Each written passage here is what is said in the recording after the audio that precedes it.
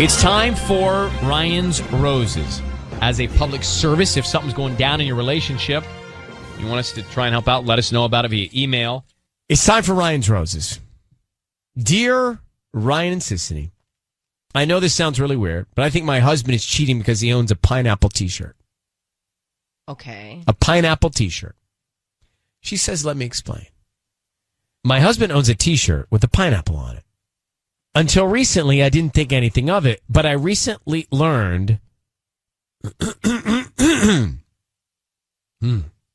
Wow. Did you know that? No, I did not know that. What a pineapple symbolizes, Tanya? I didn't know, and I still don't know. You don't have the email. She doesn't have the email. That a pineapple is the unofficial symbol of swingers. Really? Did not know that. That's so weird. Tanya? No, I knew something else about pineapples, but not that. Yeah. We are not swingers, she goes on to say. And I know it sounds crazy, but something tells me there is a reason he has that shirt. It does sound a little crazy. I can't imagine that he's walking around, that he knows, and that he's walking around advertising it. Let me grab Caitlin. Caitlin, good morning. Hey, good morning. Well, thank you you've enlightened us a little bit. Now, do you really believe that your husband knows that that is the unofficial sign of swingers and that he'd be wearing it around like a billboard? He always acts weird when he wears this shirt. Like, he just has, like, this wink and way about him. And the thing that seemed really odd to me is it was like, you know, a cheap shirt, right? Like, and he spilled bleach all over it. And the next day, he went out and got an identical pineapple shirt. Are you seems really weird. It's have a bad feeling. Are you concerned that he's cheating, or are you concerned that he's advertising that you guys will swing? Oh. I mean, honestly, both. I'm concerned. I mean, like, we've never done that, so I'm more concerned that he's cheating, but I'm concerned that he's looking. Is he gone? That's what I'm concerned Is he gone about. for like a long period of time, like on those days? I mean, we both work really long hours, so it's hard to say. Yes, but it is hard to say. Like, it could be work, or it could be, I mean, I don't know, what's that expression? Like, you know, a man always has time for that. But where does he go with this? He goes sit at the park, like, and just wait for someone to approach him? I'm so confused. That's creepy. It's like a code. Like, it could be when he's walking around. It could be at work. It could be just... I don't know. You've piqued everyone's interest. Let's put you on hold and come back and make the call, okay? Hang on. Caitlin, married, and she thinks her husband's wearing this unofficial swinging symbol, the pineapple. So she thinks he's advertising, and he's doing this without her. So let's find out. Caitlin, we're going to call your husband, and... I want you to be very quiet. We're going to offer him some roses and see who he sends them to and see if we can find out, okay? So I need you to say, Ryan, you have my permission to call his name on Kiss FM.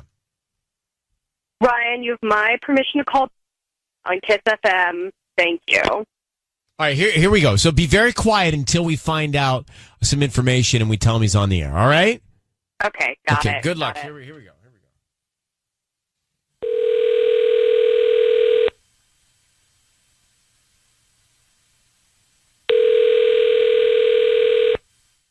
Hello? Hi, is this Ben? Yes, it is. Hi, Ben. My name is Emmy. I'm calling from Chino's Blooms. We're a brand new flower shop here in the area on the corner of Grand and Pipeline. How you doing this morning? I'm doing okay. How are you? I'm good. Thank you for asking. So, I'm just trying to promote my new business, and all I ask is that if you would please accept a free arrangement of flowers that you can send to anybody that you'd like today. They're absolutely free, and you can send them to anyone. We don't need cash, credit card info, and we just hope that if you like the arrangements, you refer us to friends and family. Oh, that's so nice. Yes, is that something that you would be interested in? Yeah. I mean, it might be better for like a poor college student or something, but sure. Okay, well, it's a dozen red roses. They're free, like I said, and I just need the name of the person you want to send them to and a note. Let's send them to Jennifer. No. You know what? pick another name. This I don't need the roses. Seriously, find some college kid who's trying to woo somebody. Are you sure? There's nobody in your life you'd want to send some free flowers to? No, it's a good reminder to get some flowers for my wife. And wouldn't your wife Jennifer love these? Jennifer, no, that's fine. Thank you very much. Hello, Ben. It's Ryan Seacrest. I need you to know your voice is being broadcast on the radio. Who's Jennifer? What? Hi, it's Ryan Seacrest. Your voice is being broadcast. Who is Jennifer? Jennifer is Jennifer is a friend. What's happening now? What's going on? Well, that's the right question, actually. So, Ben, we're calling. We have your wife, Caitlin. Can you confirm that's your wife? Yes. Okay. Well, we have your wife on the line, and she's concerned about you, and she believes that you might be cheating on her. Is that true? Who is Jennifer? No. Who is Jennifer, Ben? Is a friend whose birthday happens to be today. No, I don't think so. What do you mean you don't think so? Try again, Ben. Who is Jennifer? You know Is this one of your pineapple friends? Is this why you've been wearing that shirt almost every day, every weekend? You're going to have to back up a little bit. I don't know what you're talking about. Well, she's talking about your pineapple shirt, and she thinks that it's a symbol to engage in activities that are extracurricular. Is that the case? It's what swingers wear, Ben. Don't act like you don't know. Did Ben, you just say it's what swingers wear? You're wearing Yes, it's what swingers wear. It's the sign. It's the international sign for swinging. And when the last one got ruined, you bought a new one immediately, and you're always acting really strangely. Yeah, I bet you do. From Jennifer? Is that who's complimenting you on the shirt? Jennifer. It's her birthday today. How come your wife doesn't know Jennifer? She does know Jennifer. I don't know what she's doing right now. Look, Ben, if this is what it takes, I would be open to talking about having an open marriage if that's what you want, and being with other couples. What shirt do you wear for that? What are you talking about? Where is this coming from? All right, Just stop lying, Ben. I'm not stupid. So, Ben, are you cheating on your wife? That's kind of the reason we're here. No, I'm not cheating All on right. my wife. Are you cheating on me? What are you talking about, an open marriage? Is that what you want? Because I'm open to it if that's what you want. Is that what you want? God. Do we need to be here for this? Yes. I could do that. I'm open to it. Are you?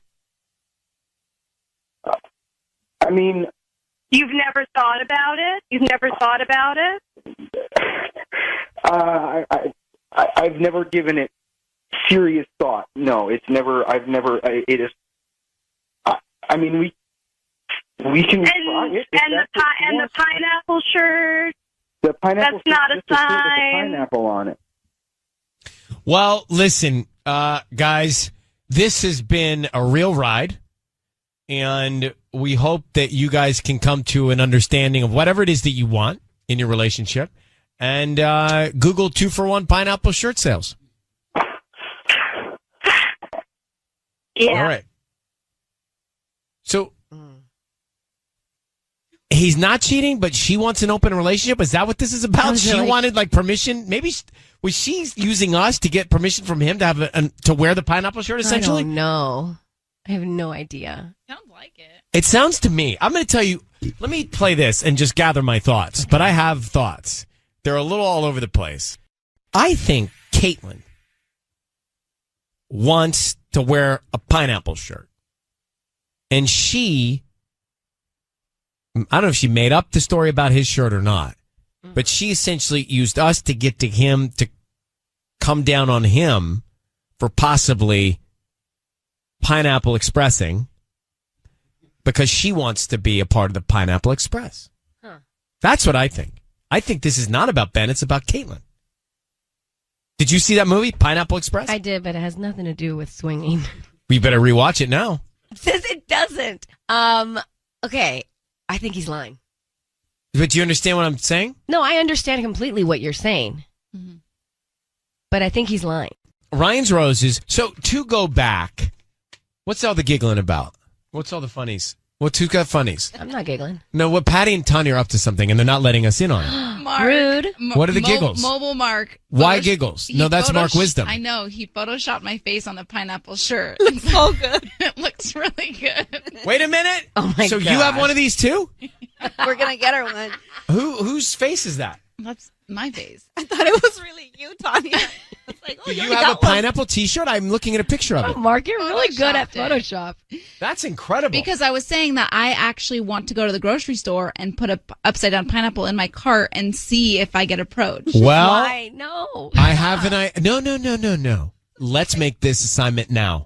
So tonight, after your workout, will you? Yeah. And will you put your Don't look at me like I'm going with you. Yeah. Right after our workout. No. get a cart, put a pineapple upside down. Yeah. And just put your walk around. put your phone on and see if anybody stares at you. Tell us what happens. I would die to hear how that goes. I know. I'm like so interested because it's like that's clearly a sign. So anyway, let's go. Would you try that today? Yeah. All right. So I didn't know this, but the pineapple apparently is an unofficial sign that you swing. Mm-hmm. So her husband keeps wearing the shirt. He got a new shirt. He's wearing it. She thinks, oh my gosh, he must be advertising that either we do this or he's doing this on the side. So we get him on the phone and he says, well, I just like that shirt. What are you talking about? And then she's like, well, look, honey, if you want an open relationship, I'm fine with it. No, hold on for a second. I feel like she was using us to get to him to come down on him so she could say to him, I'd like to have an open relationship. That's what I think happened. Mm-hmm. I think this is all about Caitlin, not about Ben. Maybe, but I think he's lying. But he sent the flowers to another woman. That's what I'm saying.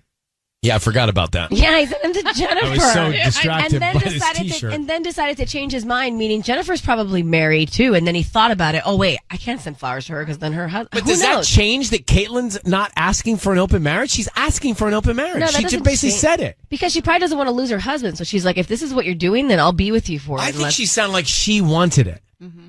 Camille. Yes. Good morning. What do you think? I think that he's too dumb to even be in this situation. He can't even handle being, a swinger like this because he's too dumb. Well, we don't know his mental state. All right, thanks for calling. Jackie, good morning. Good morning, guys. How are you? Oh, we're good. How are you? I'm good, but I just wanted to call and let you guys know. So one of my best friends, she and her husband are actually swingers themselves, and we laugh about it all the time because they tell us these crazy stories. And the pineapple thing is definitely a symbol for swinging. Wow. It's so good. I also heard about gnomes, like putting gnomes. What? Yeah, yard gnomes. Where do you hear all this stuff, Sissy? I just saw it online. Oh. Do the Dole people know about this? I mean, people who are swingers know, right? So I guess the Dole people would know, though, wouldn't they? If it's all over the internet. Yeah. I guess. What if you order pineapple juice? Is that saying anything? I would just avoid it, Ryan. If you're what not about a pina colada? Well, that says a lot. That one you're good. Oh, yeah. You order pina colada, you're telling me your life story. What about a pineapple cake? What does that mean? Pineapple cake. Means it's somebody's birthday. Yeah, and you're a swinger. Yeah.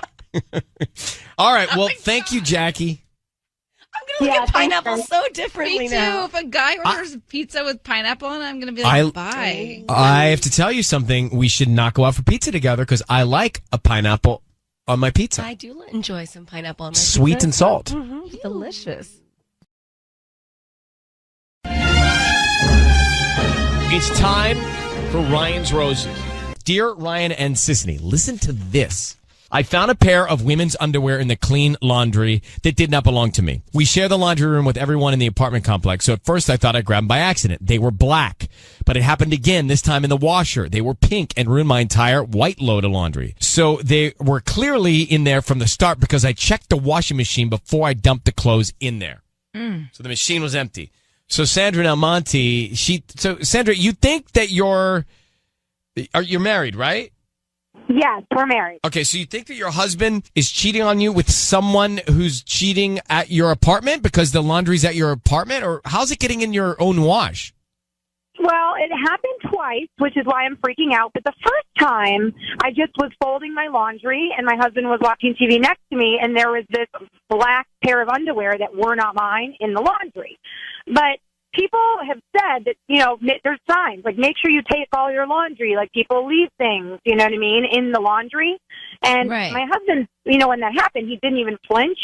And so I thought, it's some other lady probably just left her laundry, a pair of underwear got stuck to the inside of the dryer or whatever. Right. Well, it happened again, except this time, all of my white laundry turned pink because there was a pair of pink cotton, at one point pink, now somewhat bleached, but cotton underwear that went in with my white, but they went in with my white because they ruined my white. So I know that the pink pair of underwear came from my house, my laundry, and now I think my husband has maybe been having a little... Right, but I'm just curious. I'm just trying to think of if there is another woman, how does her underwear get into your laundry? That means they're having the affair in your room? Yeah, and she's going into your dirty laundry and putting it in there? Or he's taking her laundry home? I mean, I'm just trying to figure out how it ends up in there. The laundry was sheets, and they were white. So if it happened in my bed, which, it better not. They were left in the sheets and then balled up. Okay, now I'm seeing. See, now I have imagery. I have balls of material. And wow. All right, Sandra, how long have you been married? Well, we've been living there 2 years, but we've been married for 4. Okay, gonna come back and call your husband. Sandra's on the line. We're going to call her husband. She's found 2 pairs of different underwear from a woman in the laundry. She was doing sheets. She thinks that somehow the underwear was at the bottom of the sheets, got balled up in the sheets when the sheets got into the laundry, and now she has a smoking gun. How else? I mean, do you have house guests often? Any female house guests? We live in a 1-bedroom apartment. We're getting ready to buy a house. No. Let's call Here's what's going to happen. Sissany is going to call your husband and offer him some roses. We want to find out who he sends them to, and then if he writes a message, what message he writes on the card. So be very quiet until we all announce that we're on the air, all right? Okay. I need you to say, Ryan, you have my permission to call, and then whatever his name is, on Kiss FM. Ryan, you have my permission to call. All right, here we go.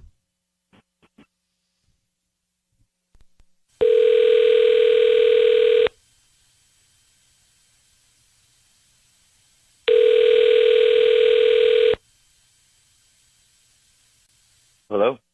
Hi, can I speak to Raul? Speaking. Hi, Raul. My name is Layla. I'm calling from the Floral Spot. How you doing this morning? Oh, I'm good. What's going on? We're a new flower shop here on the corner of Garvey and Santa Anita, actually. You know where that little Caesars is?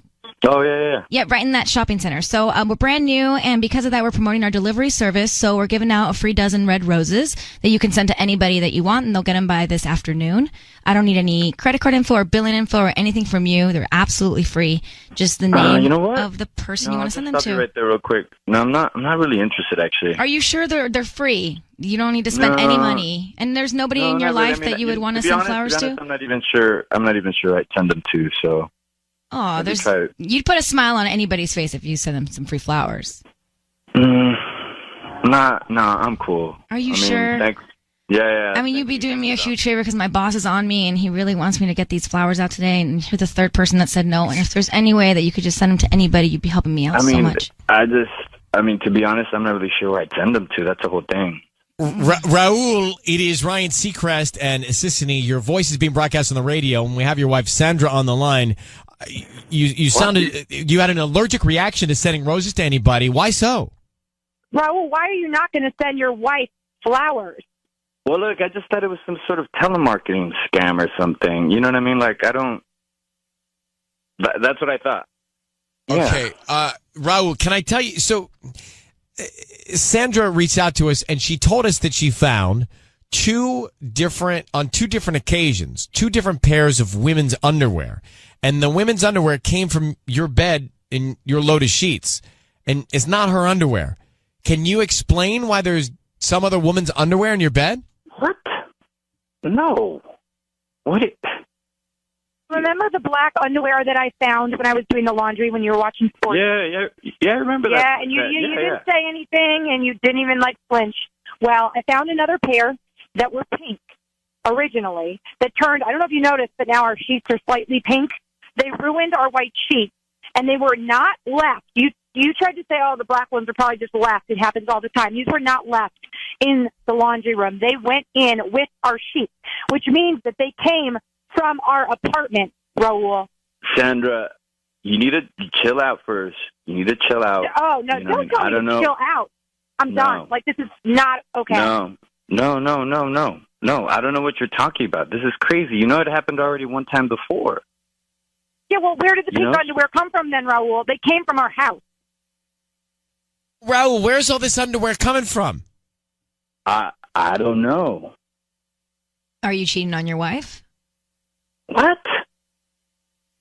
No, I mean, look, there's this crazy chick in the building, you know what I mean? And I just figured, she was going to try and start something. I mean, I could just shed that crazy eye. Who are you know talking what I mean? about, Raul? I don't know. Some woman. I mean, Some woman. What's her name, Raul? What's her name? I don't even know her name.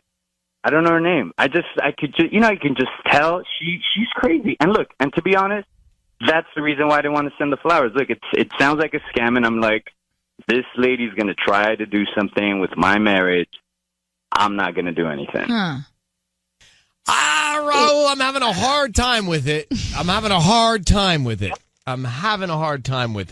All right, look, Sandra, there's not much more we can do. This is about as far as we can take it with your husband, Raul. So, Raul, she's on to it. So I suggest you get real honest real soon. And Sandra, I'm going to let you both go, and good luck. I hope you sort it all out. I don't believe him. No way. People that start our conversation by saying, you know what I mean? You know what? No, I don't know what you mean. No.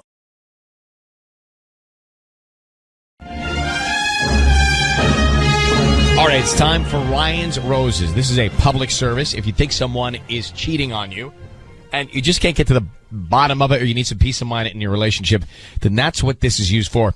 Ryan and Ellen, here it is from Bernice and Carson. My husband and I, we've been married 4 years, and we're already having so many problems. The other night, he was working late when I got a text from him out of the blue saying, I'm at dinner with her now. I responded with a question mark, to which he replied, oops, LOL. I'll explain when I get home. When he got home, he told me this whole story about how the guys wanted him to go out for drinks. So he lied and said he had plans with me, because if he told him he had to work, they'd convince him to go out. Oh. He sounded like he was making it up as he went along. She says, basically, I don't believe my husband. We've had problems, and it's 4 years in. That's not a good sign. Bernice, thanks for coming on with us. Just a couple of quick questions here. Why don't you believe your husband in general? Why do you think your husband's lying? I just think he's been spending more time at work, not just because we need the money, but because he just doesn't want to be home anymore. But I have friends that play golf. Yeah. Because they don't want to be home. That's terrible. Well, go look at a golf course. A lot of people out there. Horrible. But Bernice, my general question is, you said you got a lot of problems with your husband. You said you don't believe him. Yeah. You don't take him for his word. No. Have there been other things that he's done to make you not believe the man you married?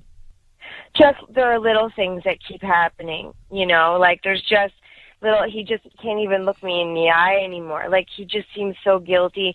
And I don't know, this sounds crazy, but I think, I think I'm smelling somebody's on him. Oh, really? It sounds like he smells different. He comes home, he takes showers when he comes home. Do you think, have you identified, is there someone he works with that you think he might be? I don't know. I can't get him to even talk about work. It's just a feeling I have, Right.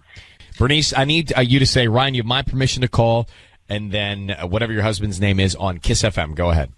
Okay, Ryan, you have my permission to call on Kiss FM. So he says he was out with the guys. She believes that he was out with another woman. She actually thinks that she smells another woman's perfume on him. 4 years of marriage. And the bottom line is she doesn't trust her husband. No. All right, Patty's going to offer him some roses. We want to find out who he sends them to and then what he puts on the card, okay? Okay. Any kids, Bernice? 2. Okay. All right.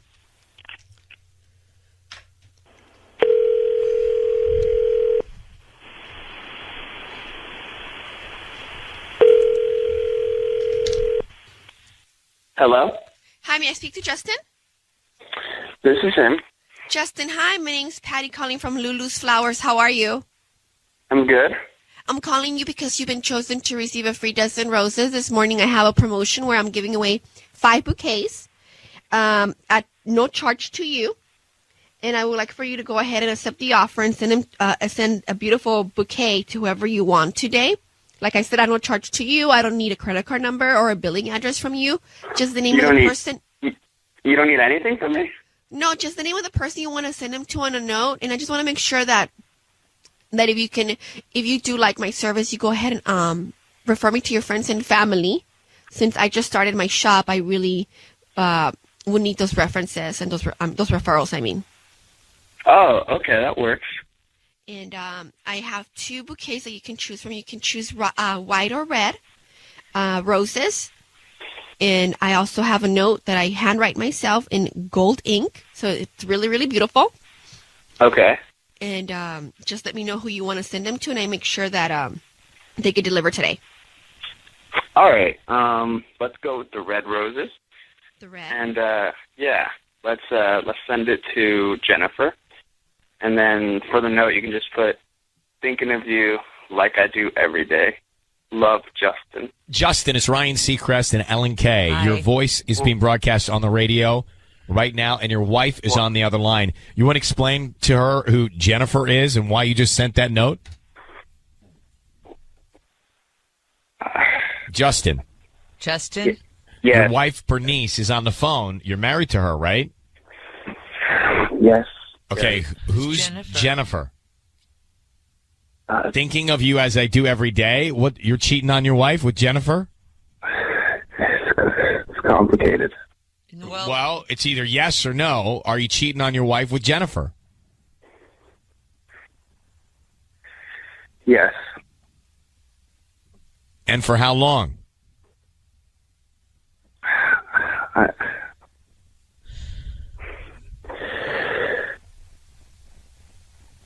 Justin, are you there?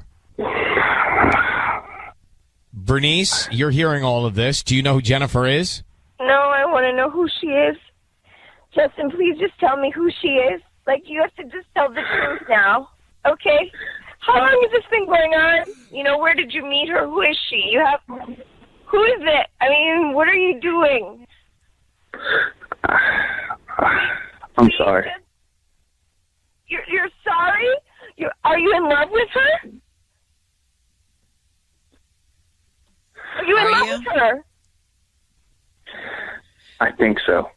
How long has this been going on, Justin? Like a year. Were you going to tell your wife?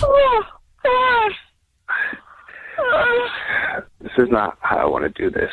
All right, look. Wait, what are you doing? What are you doing? We have 2 kids. What are you doing? Bernice, you're choosing to do this on the radio. I don't want to do this on the radio. I'm going to take you both off the radio. Justin, who has been lying and cheating on his wife for a year, cultivating relationships, sounding like you're falling in love. And Bernice, my God, I'm so sorry. Yeah. I'm so sorry Instincts for were you right. to hear this. She could smell Jennifer on you, Justin. Okay, guys, both of you, hang on for 1 second. That was about as dramatic as it gets because of the silence from Justin. Oh, my God. He's in love with her. It's time for Ryan's Roses. It is a public service. As a last resort, if there's something going on in your relationship and you can't seem to get to the bottom of it, then feel free to send us a story, Ryan at kissfm.com. And we'll put you on the air if you want to do it. So here's the email we got from Elena in Glendora. She says, Dear Ryan, I found Facebook messages between my husband and a woman he used to date 13 years ago. I read the messages, and they were reminiscing about their hookup times in detail. I confronted him about it, and he said it was not a big deal, that it was 13 years ago, and that he's now married, and the only reason he was chatting with her is to catch up. But after searching his phone, I saw texts between them. They're constantly in communication. Call me crazy, but this is not okay for a husband to do. Wow. All right, let's get Elena here. So, Elena, how are you? I'm good. How are you? Good. I can only imagine the feeling in your gut when you started to discover all of this. Yep. Here's my thought. Listen, you're married, Okay. so you should really chime in on this.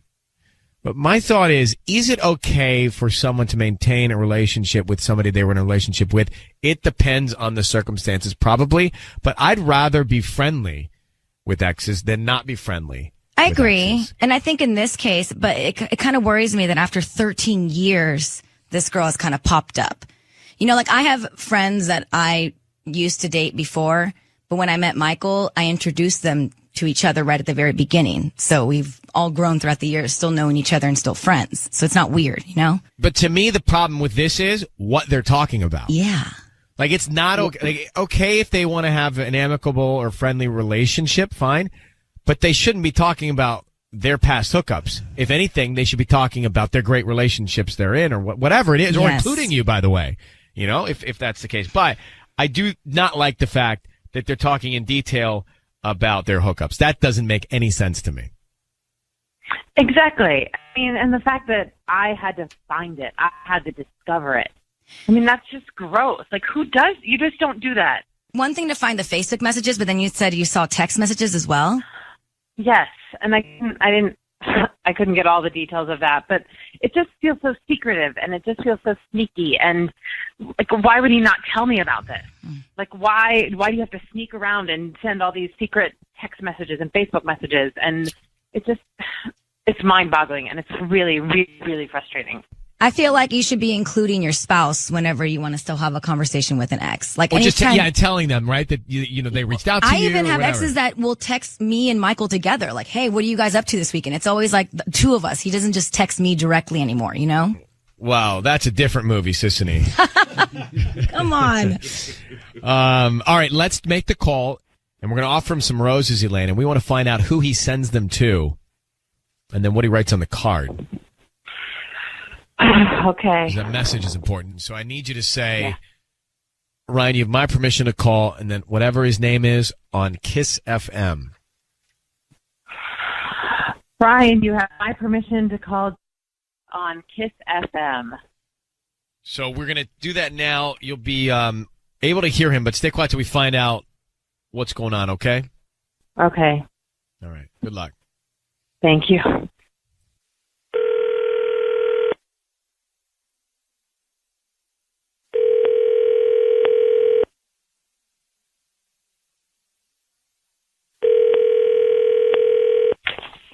Hello?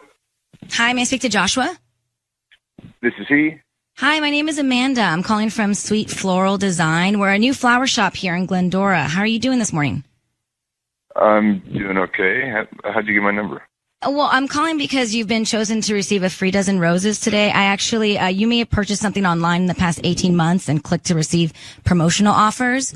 So that's how I have, you know, my data of numbers. But I was just calling because you have been chosen to receive a free dozen roses, and they're absolutely free. You can send them to anybody you want today. I don't need any billing information from you. I'm just trying to promote my new flower shop here in town. Is that something you'd be interested in? Yeah, and then you guys are going to have me like on some list or something? No. Honestly, all I ask is that if you're pleased with the arrangements, that you just refer me to friends.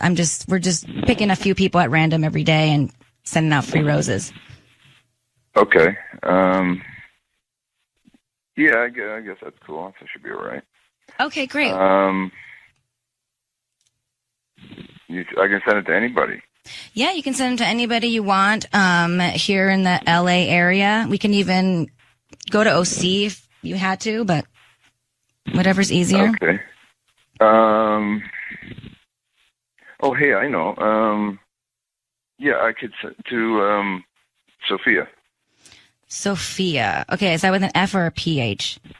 PH. Okay. And then what would you like to write? Congratulations, you big girl. Hope to see you soon. You big girl. Joshua, it's Ryan Seacrest and Sissany. Your voice is being broadcast on the radio. I need you to know that. I've got your wife, Elena, on the line. Who is Sophia? Okay, whoa. What kind of setup is this? There's not a set. Well, we're literally calling you because your wife has asked us to call you. So she's on the phone. Why are you sending roses to a woman named Sophia? Who is Sophia? Sophia's like a 5-year-old girl. She's the daughter of a friend of mine. Congratulations, you big girl. I hope to see you're going to send that to a friend's daughter. She's graduating. She's going from pre-K into kindergarten. I just wanted to do something nice. What? It's my friend Erica's little girl. What did you just say? It's my friend Erica's daughter. Erica? So Who's why are you Erica? so close with Erica? No. Mm-mm. Erica's a friend of mine. You are sending flowers to Erica's daughter? Are you kidding me? Is Erica his ex? Oh, yeah, Erica's his ex from 13 years ago. So this is the woman that you've been talking to, Joshua? Yep.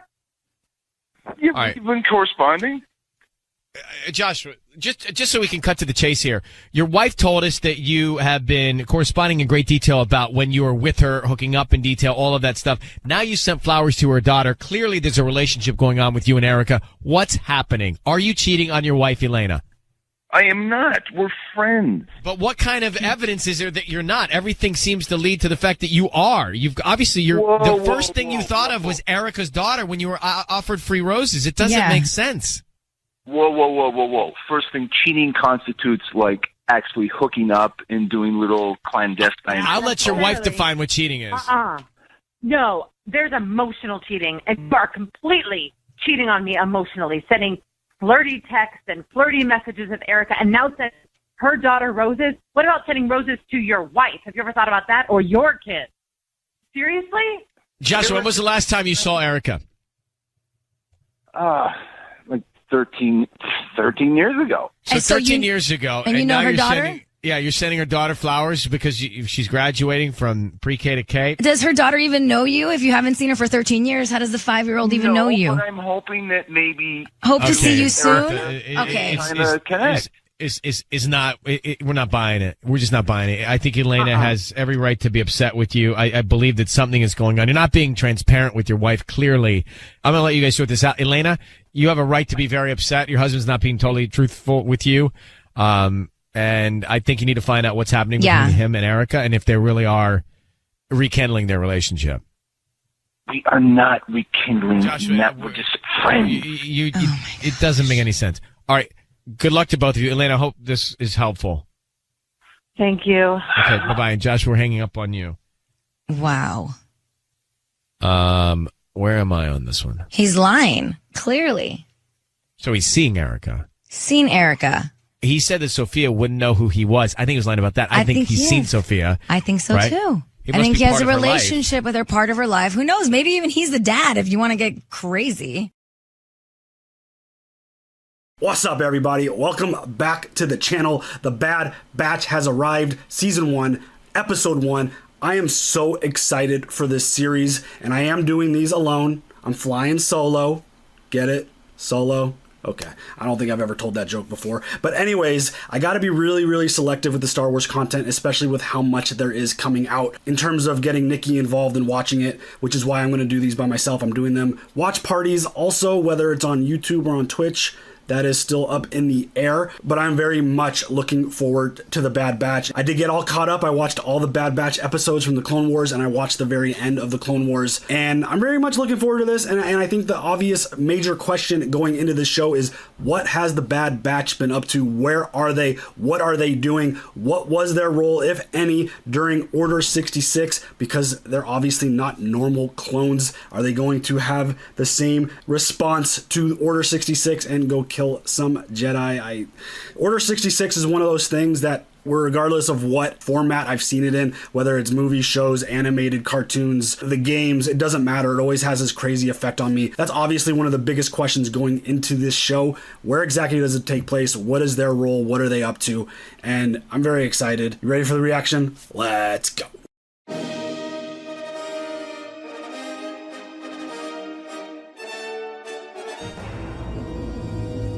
Let's go. Dang. Clone Wars logo dissolving into the Bad Batch logo. Separatists push to the brink. Republic forces continue to mount victories on battlefronts across the galaxy after the Jedi Knights thwarted an attempt to kidnap Chancellor Palpatine. The evil droid General Grievous retreated to the Outer Rim with his legions of battle droids severely depleted. Grievous mounts a desperate and brutal counterattack across several star systems. We find Republic clone troopers locked in deadly combat on the besieged world of Kaller, led by Jedi Master Depa Billaba. Dang. Those battle droids crack me up every single time. Master! Here. Caleb, where are Caleb. the reinforcements? Don't worry, they're right behind me. Is that Kanan Jarrus? What the fuck? Dude, Kanan's like one of my favorite characters. So we're obviously gonna see Kanan's master get killed in Order 66 here. The Clone War may soon be over. Better tell that to the clankers headed our way. Jedi General Obi-Wan Kenobi has found and engaged General Grievous on Utapau. Yep. I suggest we focus on the task at hand. Any orders? Shall we do what we do? Let's blow something up! Well, Caleb, shall we let them do what they do? Only if I can go with them. You ready for this? We move fast. That's the only way I know. What in the hell, dude? We're right at Order 66. It's about to go down. I think it just happened. Yup. Execute Order 66. Oh, fuck.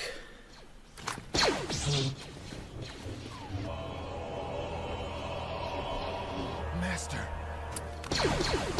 Master!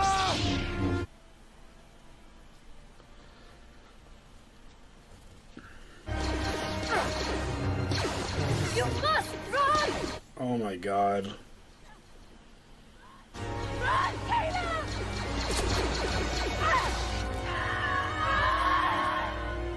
Stay away from me! Oh, shit.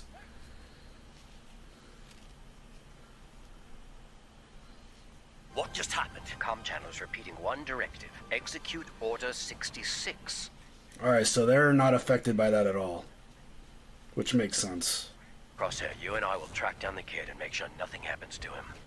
Dude, Order 66, every single time, video game, show, movie, it gives me like that such uncomfortable, just chill. Every single time it happens. Come on down, kid. We're here to help. No! Liar!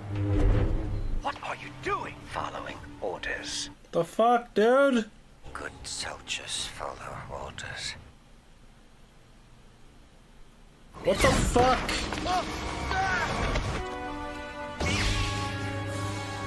Crosshair, stand down!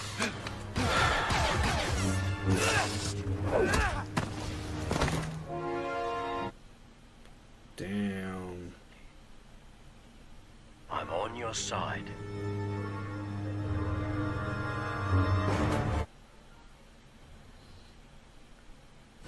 Just hear me? Yeah, is Crosshair the only one who's... You killed her! The others did. I'm just as confused as you are. Stay back! I can help you. No! You don't know who you fucking with. Damn, dude. I stunned him when he jumped. He didn't make it. Damn, well, this started off with a fucking banger. Fucking seeing Kanan as a child right into Order 66. It's like, come on. We're coming up on Camino. It's good to be home. Dang, we're going to Camino right now? General Grievous was defeated on Utapau. The Separatist leadership has collapsed. The war is over. Just like I said.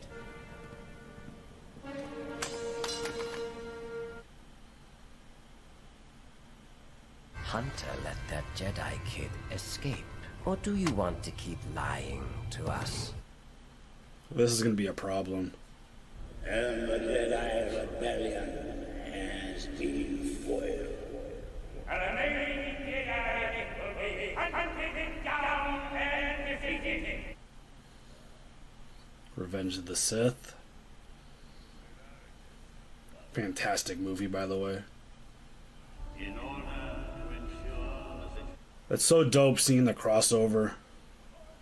Galactic Empire? We're soldiers of the Republic. Republic, Empire, what's the difference? The systematic termination of the Jedi is a big one for me. That, we've got company. Hello, my name's Omega. I was wondering when you guys would come back. You're Clone Force 99. What are you doing on Camino, kid? Her job. What? Alright.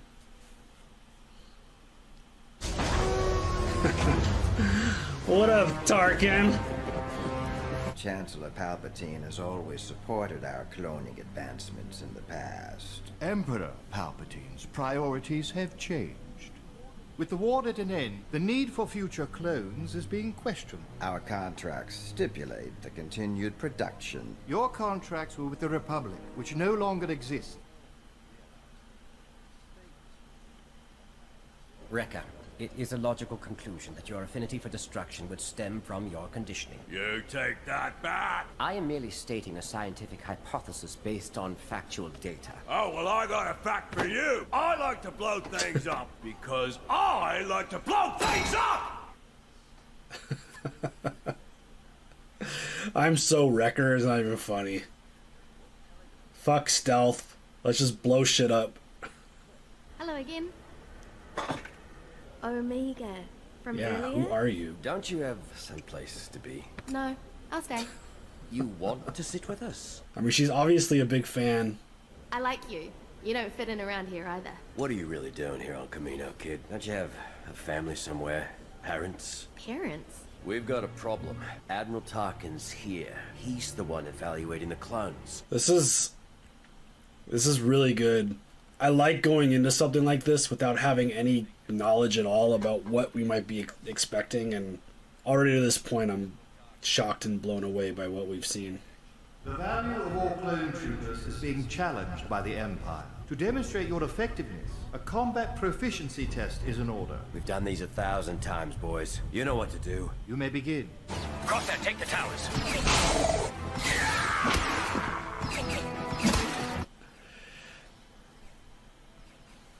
Switch to live fire. Live rounds could damage my clones. Fucking Tarkin. Oh.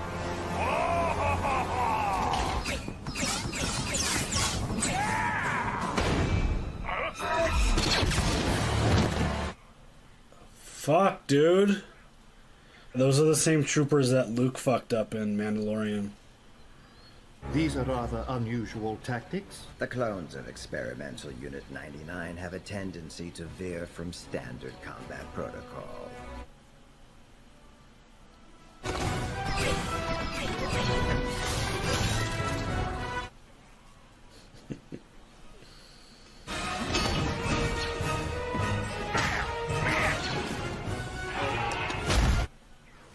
Belly to back suplex, let's go.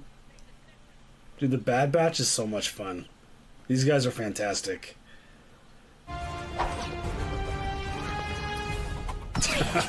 That's dope.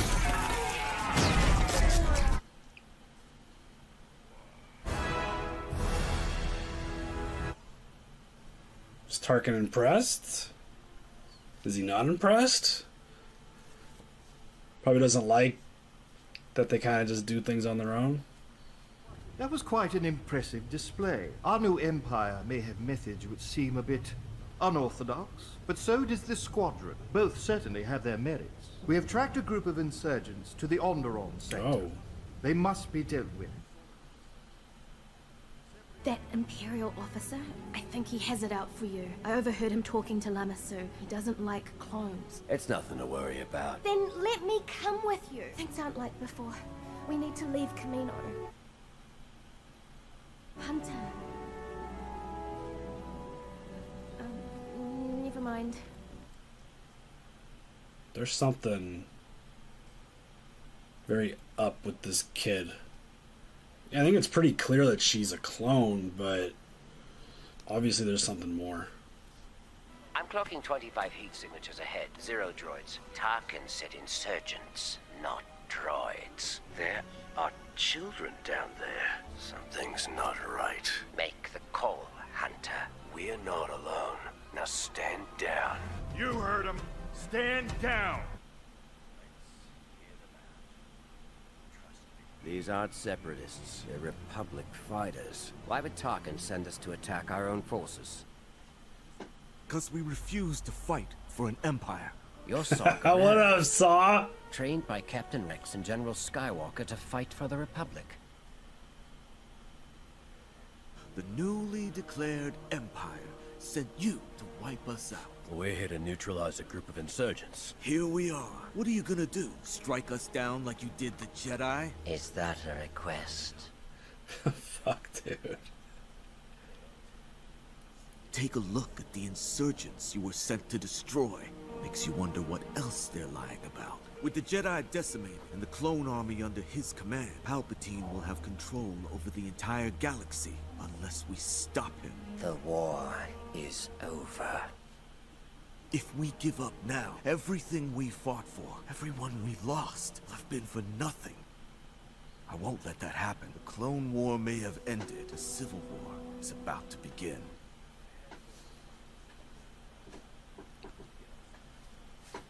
And the rebellion is born. The old ways are done.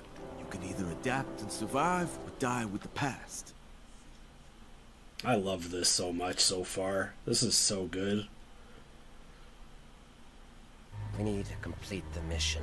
Wake up, Crosshair. They sent us to eliminate innocent civilians. I'm following orders. Exactly. Those insurgents are plotting against the Emperor. If you don't have the stomach to do what needs to be done, then you're not fit to lead this squad. It feels like Crosshair is a problem. You know, like, with what we've seen up to this point, it almost feels like the potential for what they could show us is endless. Like, are we going to get a baby, like, young Jen Erso? Or are we going to get Cassian? The fact that we got, like, a young Kanan, like... I would not discount Omega's insight. A state of heightened awareness is not unusual for an enhanced clone such as herself. When Nalase spoke of 5 clones, Tarkin assumed that meant us, but echoes are reg. The 5th is Omega. We're going back for her. Disobeying orders again over a kid. Dude, they disobey orders all the time. Quit acting like a weirdo, Crosshair. Come on! She's one of us. We're not leaving her there.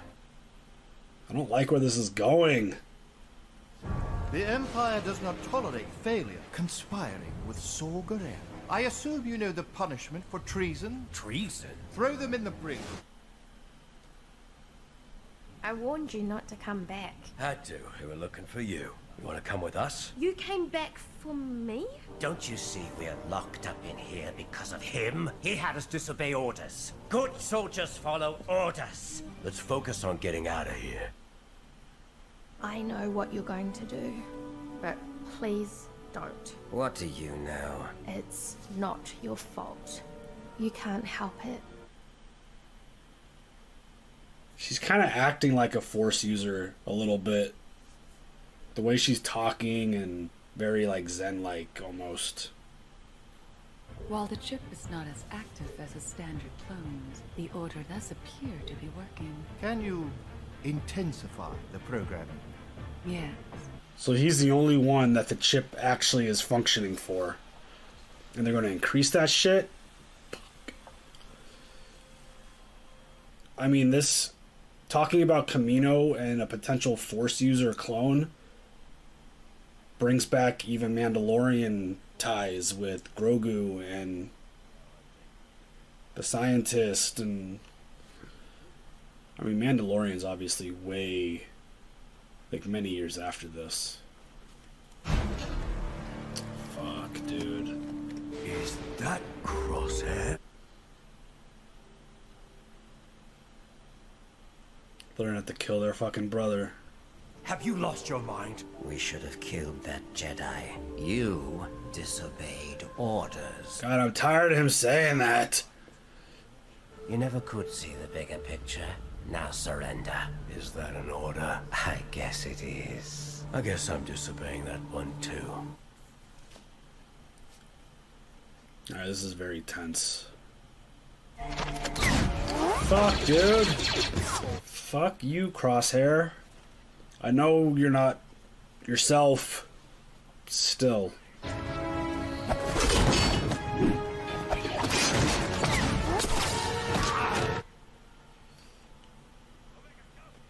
When I say go, you head for that ramp and don't stop. Got it? Only one way out, Hunter.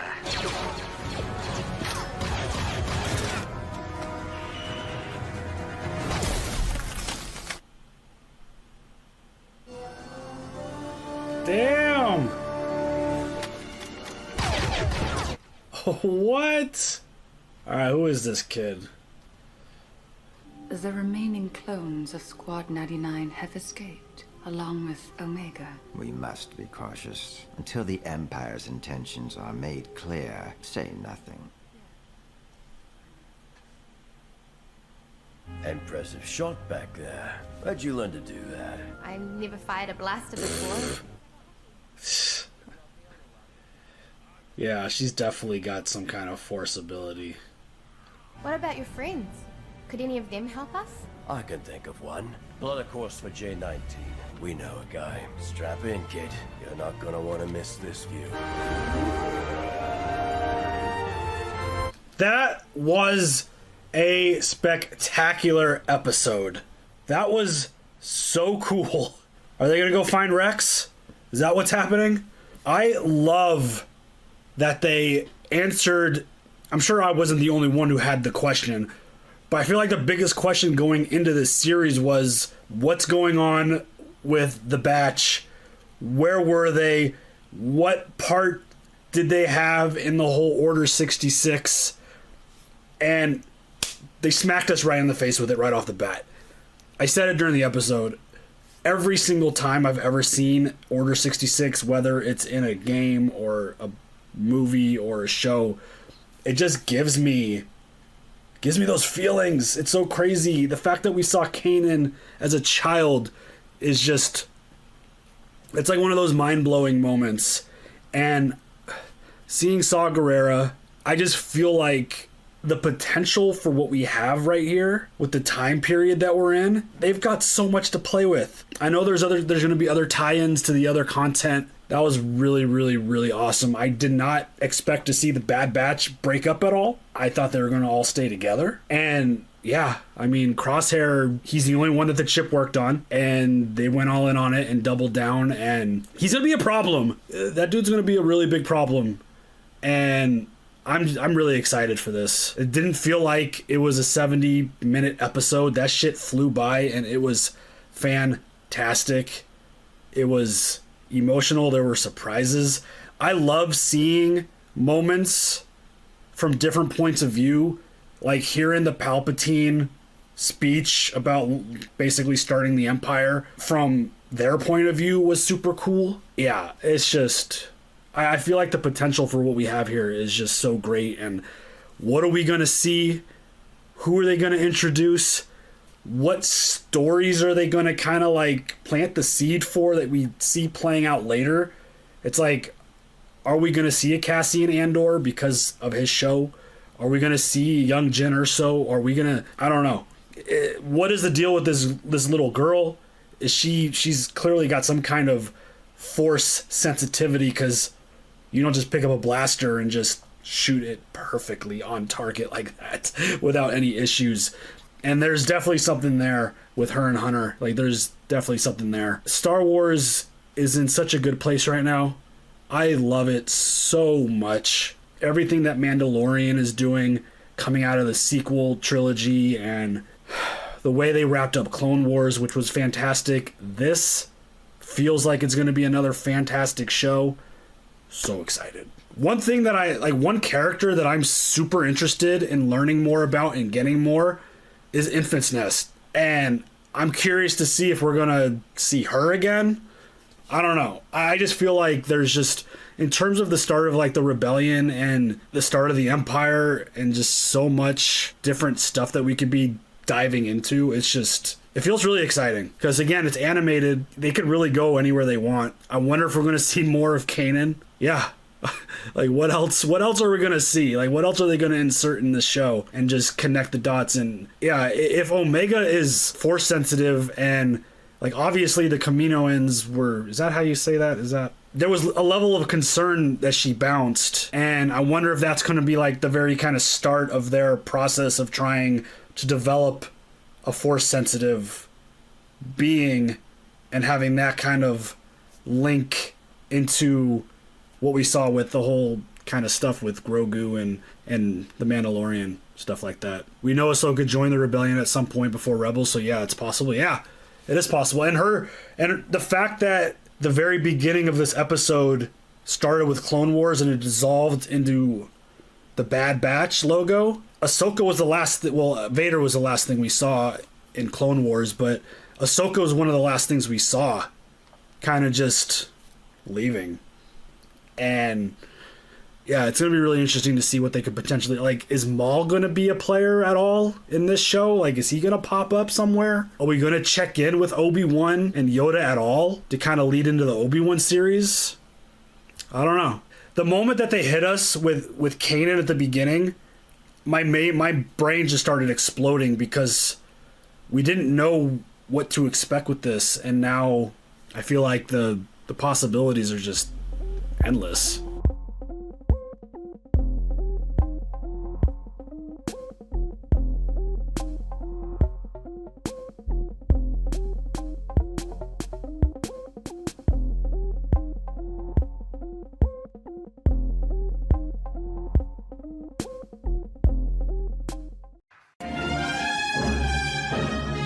One oh 2.7 Kiss FM.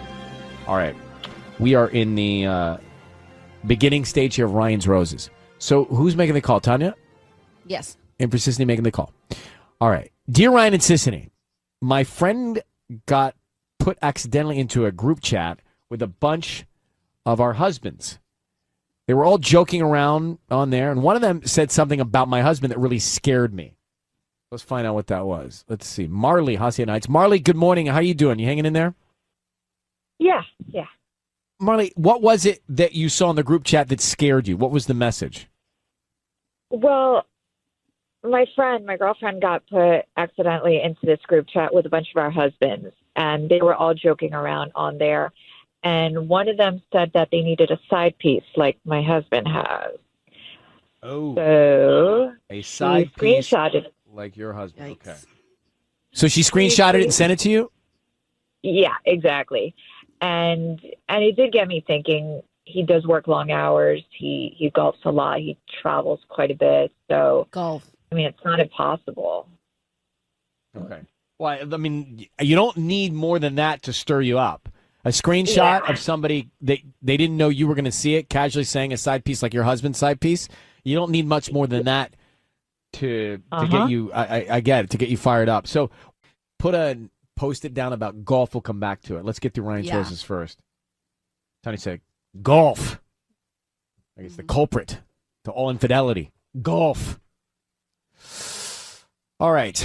Marley's on the line. So Marley married 5 years.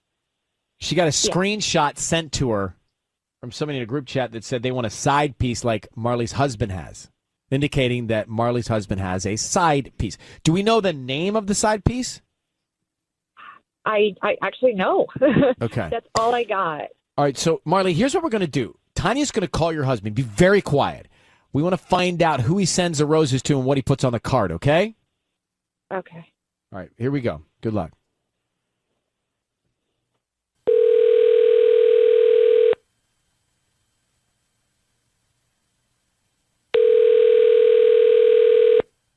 Hello? Hi, is this Rob? Yeah. Hi, Rob. My name is Tiffany. I'm calling from a new flower shop. We're called Tulips, etc. Right here. We're new in town on Halliburton Road. And I just really want to get the word out about my new shop. And so I wanted to send you a free dozen roses to send to whoever you wanted today. And I'll get them out by 1 p.m. Wow, that's actually really good timing. Yeah, I'll do that. I'd love to hear that. That's so great. Okay, thank you so much. We can just start with the name of who you want to send them to. You can send them to Megan, Megan. Megan, perfect. And do you have a note that you want to put on the card? Yeah, just happy anniversary, love, Rob. Rob. Who's Megan? Rob, your voice is being broadcast on the radio. I need you to know that. I have your wife, Marley, on the line, and she just asked you, who is Megan? Who is Megan, Rob? My name is Ryan. You're on the radio. Just know that. Who is Megan? Who's Megan? She's somebody that I know. And what anniversary is she celebrating, Rob? Look, 2 years. Which anniversary? 2 years. 2 years. 2 years. 2 years of what? Oh, so that's just like right after Tyler was born. 2 years? Wait, Rob, I'm trying to follow along. You're celebrating an anniversary with Megan of 2 years while married to Marley? Look, Marley, we can talk about this later. Rob, let me tell... Actually, Marley, why don't you tell Rob how you found out about Megan? Well, one of our friends happened to be put into your group chat. And basically they're going on about how they should be having a side piece just like you do. And that's how I got that screenshot. And I should have known. I mean, you take these long vacations, you're home excessively late, consistently. So is she from work? I mean, who is she? Look, all you need to know right now is that she's somebody that I know. I really would like to talk about this later. Rob, does Megan know about Marley? Good question.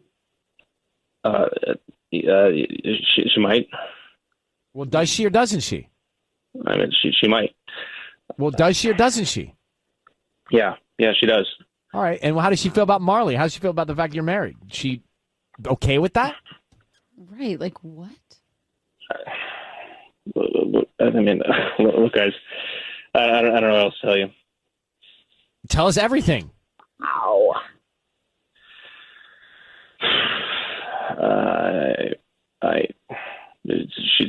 She knows about Marley. Does she know about Tyler? Does she know you're dad? Does she know that she's breaking our home, basically? Like, she really doesn't care. Wow. Neither does special, Rob. You know? Right. She's great. Rob doesn't And care Rob's either, the- Marley. Yeah. And he's the married one. So, Marley, we'll let you take this up with Rob and maybe even Megan. I would love to. I would love to meet the woman who is so comfortable with this. Yeah. That'd be great. All right, we'll let you both go. Marley, hopefully you'll find peace and get through this the best you can, okay? Thank you for reaching out. I'm sorry it's bad news, but at least now you know. Okay. Thank you, Marley. All right, it is time for Ryan's Roses as a public service. If something's going down in your relationship and you are concerned, you can send us an email, and we'll see if you want to go on the air to try and find out more. So it's a public service, and you can send us whatever your story is, then decide later if you want to go on the air. Ryan at kissfm.com. This one says, Dear Ryan and Sissany, my husband been acting odd. Less talkative, more private than usual. I question what it all means, but in my heart, in the pit of my stomach, I think I know. On top of all that, he recently told me that he has to take a trip in April and suggested I get someone to come help with the kids when he's gone. He never takes work trips, so this is odd, and especially over a weekend. This has never happened. It's Vicky in Chino Hills. Let's get Vicky now. Vicky, good morning. Good morning. Hi. Hi. Usually, if you've got this strong a feeling on the inside, something is well, certainly something's not right, but something might be going on. So we have all the information from your email. How long have you and your husband been married? 8 years. Okay. And he's never said he's got, I mean, could he possibly? I mean, is there any reason he could have a work trip over a weekend? I honestly, all the time that I've known him, never has he taken a work trip. I don't understand. I mean, he's had opportunities and he's turned it down because he doesn't like to take work trips. So I don't even know anymore. It's like, this is the weirdest thing that he's done. I don't know.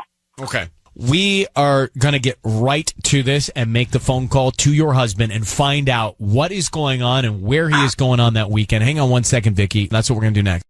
All right, Vicky's on the phone. She's married 8 years. Her husband acting strange, not engaged, less talkative, a little sketch. And now all of a sudden he's got to go out of town over a weekend for a work trip, which is not within the realm of normal. So we're going to get Vicky. And Vicky, if you would just say, Ryan, you have my permission to call, and then whatever your husband's name is on Kiss FM. Go ahead. Okay, Ryan, you have my permission to call on Kiss FM. We have that. And now what we're going to do is we're going to call your husband on the air. Sissany is going to offer him some roses. We will all listen in, but we will all stay very quiet. And once I tell him he's on the air, then we will bring you in, but stay quiet until then. Look, we want to find out who's top of mind. I mean, we're offering him flowers. So who's top of mind? Who does he want to send them to? And of course, is there any sort of sentiment on the card that gives us more information? Okay? Okay. Okay, Very good luck. quiet. Here we go.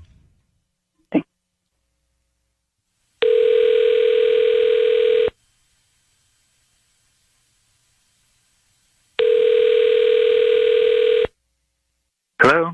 Hi, is this Matt? Yes, it is. Hi, Matt. This is Gloria. I'm calling from Gigi's Flowers. We're actually located by the shops in Chino Hills around Peyton Drive. Yeah. Yeah, so the reason I'm calling is because we're offering a chance for local residents to send free flowers to anybody that they'd like today. It's a dozen red roses. They're absolutely free, and you can send them to anyone that you'd like. Oh, that sounds great. Actually, right now, I'm good. I don't need to send them to anyone. Oh, But thank you for calling. Are you sure they're free? I don't need credit card info, anything from you. I mean, you just hope that hopefully whoever receives them likes them, and then you refer us to friends and family. No, that's great. Yeah, I'm good though. I don't need any flowers right now. Are you, there's nobody in your life that you'd want to put a smile on their face today?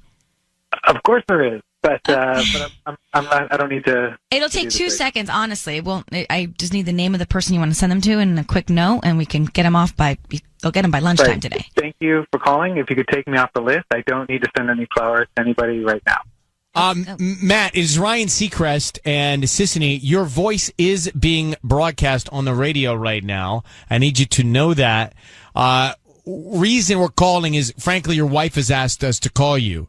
Vicky is on the phone with us, Matt. And Vicky is... Why? What do you mean, why? She's your wife.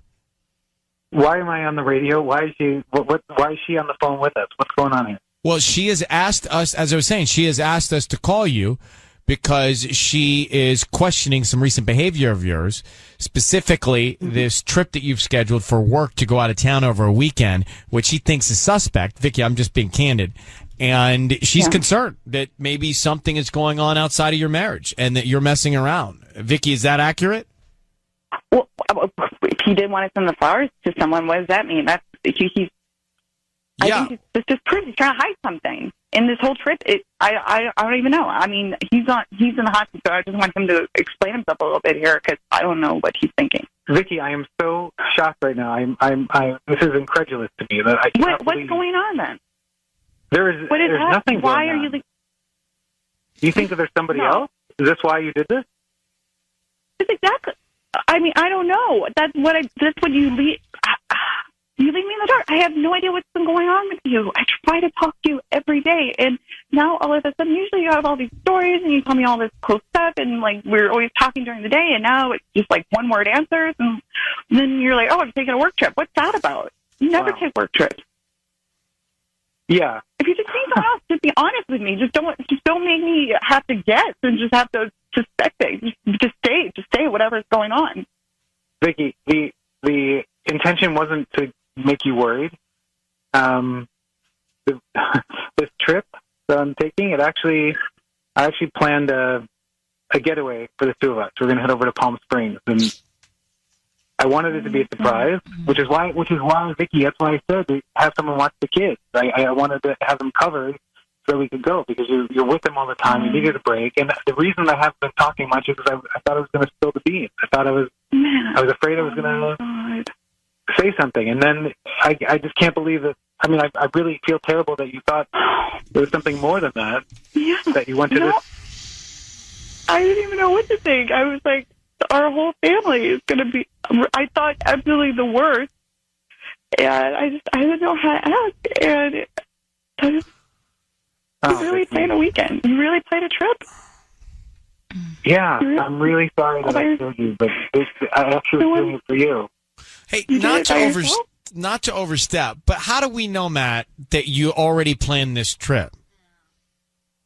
How would I? Maybe you're just reacting to this call, and look, your wife's concerns. These are things that were building up, and she was feeling something. How do we know that you just didn't change the story here? Well, because my wife knows who I am, and it's just who I am. She spends day and night with them. I work, I'm gone early, come back once the kids have eaten, and I wanted to do something for her.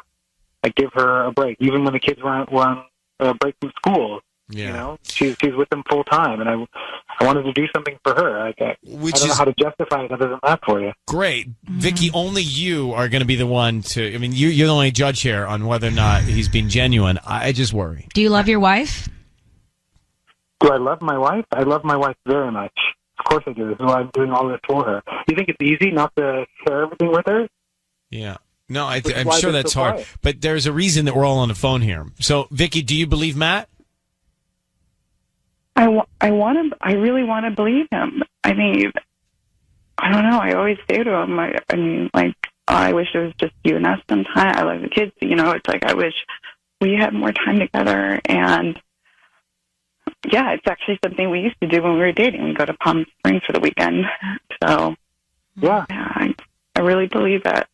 Well, we're going to leave it there. I think we've gotten most of the information that we can get, Vicky and Matt. Matt, thank you for taking the time to explain on the air. And Vicky, thank you for listening and reaching out. And we wish you the best of luck. I hope this is a great weekend.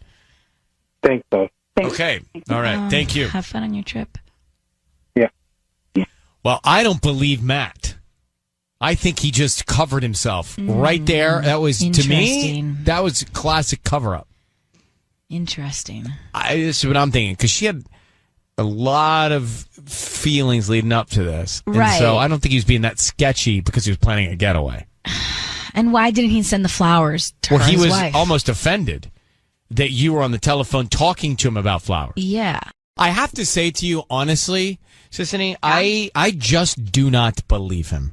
I just don't. And it'd be very interesting to see if you heard that Ryan's Roses. I'm very curious to know if you believe him or if he just covered himself. And if you missed it, we'll tell you what we're talking about. But it sounds like I think she believes him. I kind of believe him too. Well, I'm just telling you that I'm pretty clear on this one. I don't know that he can make up that whole story on the spot, especially because she might now see it. Okay, where's the reservation? Let me see it. I'd be curious to know. Should we get back to Ryan's roses? Vicky sent us an alert, and Vicky said, okay, so something's going on with my guy, my husband. His name is Matt. He's being strange. He's being sketchy. He's not talking. He's not engaging. Something is clearly up. Now he has said, hey, I got to take a business trip over a weekend. Sorry. That's what I got to do for work. And she's like, okay, that never, ever, ever happens. So we get him on the phone, and he shuts you down, Sissany. Oh, like I haven't heard in a long time. He wants nothing to do with no, 3 thank flowers, you, me, nothing. no thank you, take me off your list. Not even just like asking you, just nothing. Don't want to be involved. Now that is when I started thinking, does he know it's us? Well, if he knew it was us, he probably would have played it differently by saying, oh, of course, I want to send these to my lovely and amazing wife. Yeah, play it up. But he tried to shut you down.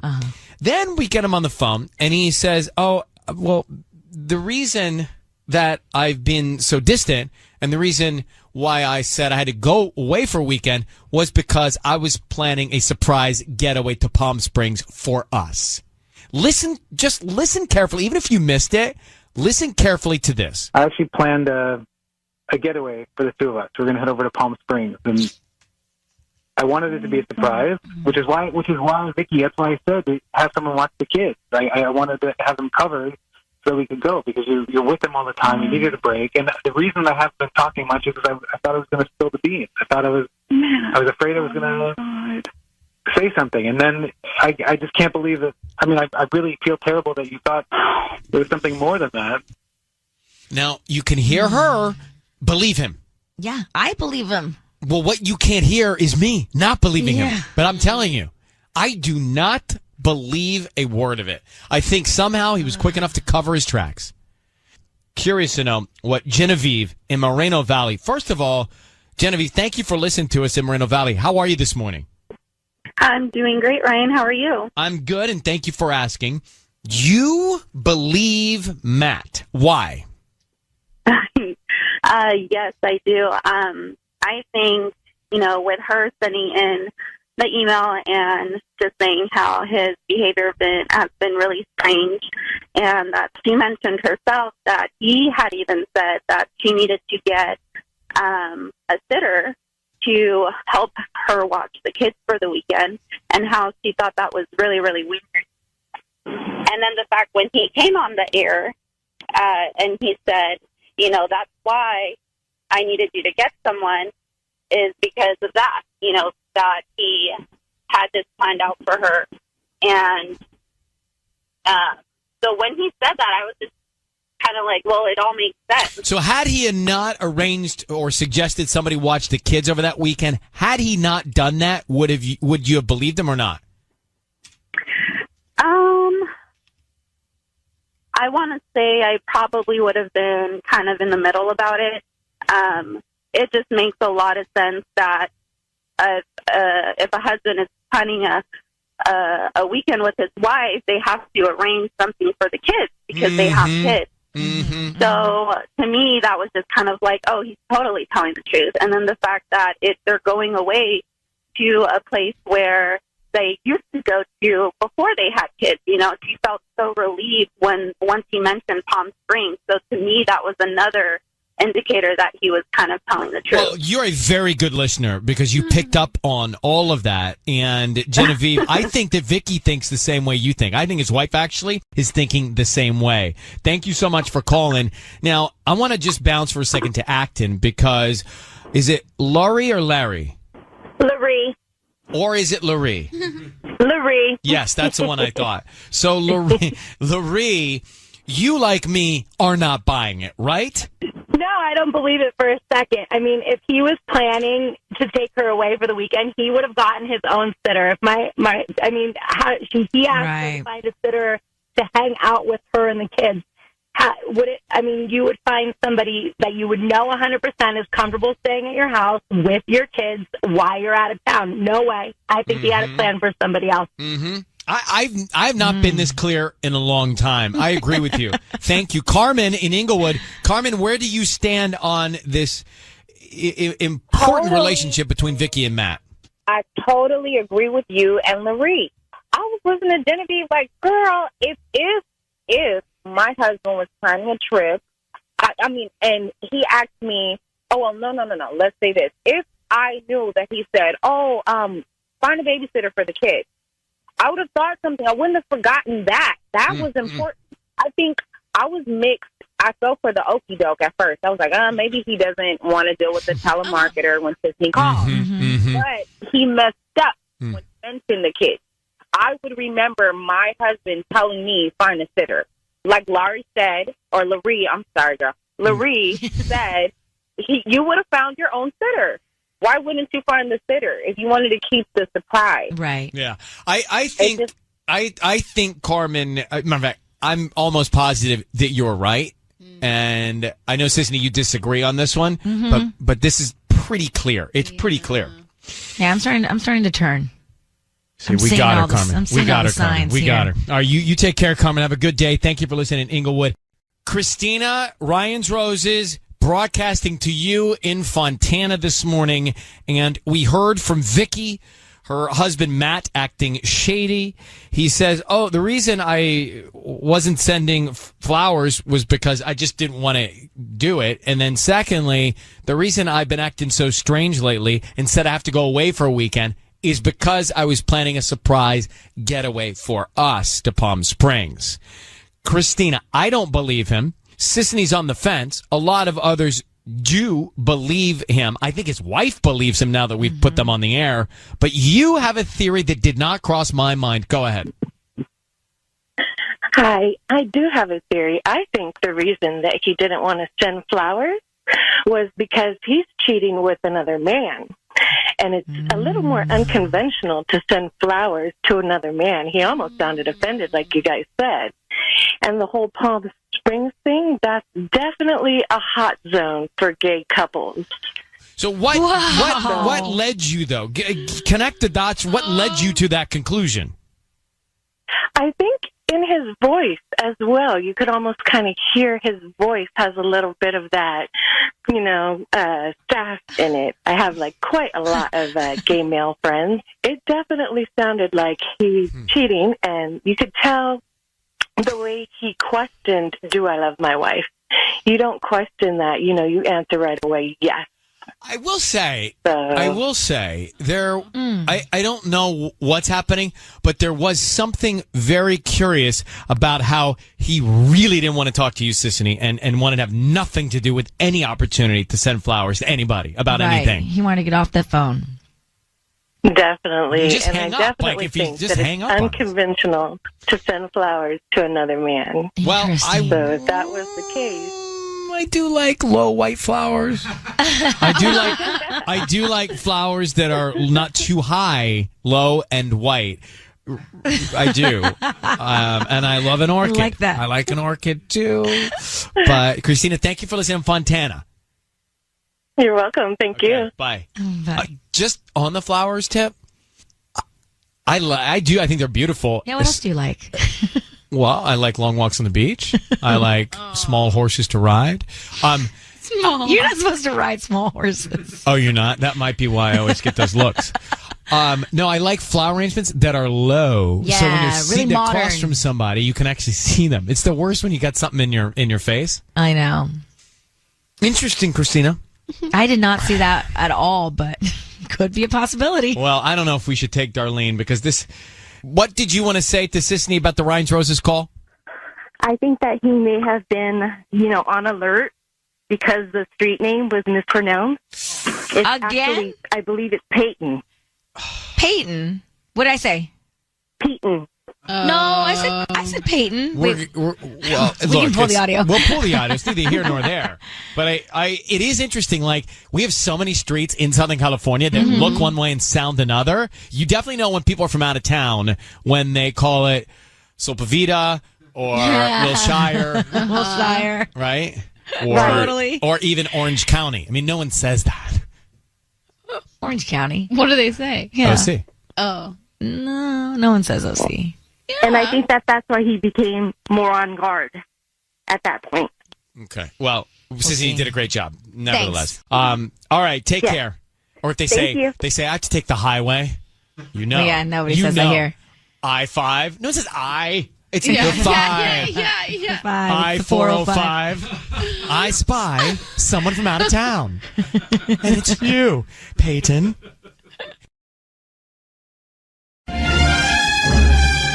It's time for Ryan's Roses. It's time for Ryan's Not Roses.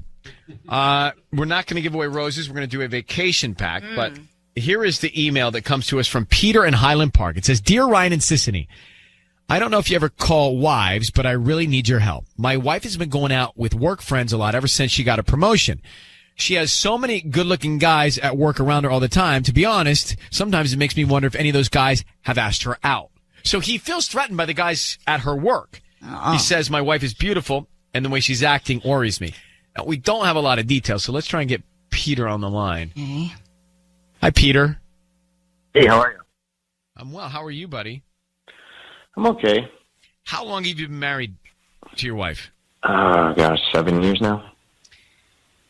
And I just read the email to Sissany and to everybody, so we know that there is concern about some of these guys at work.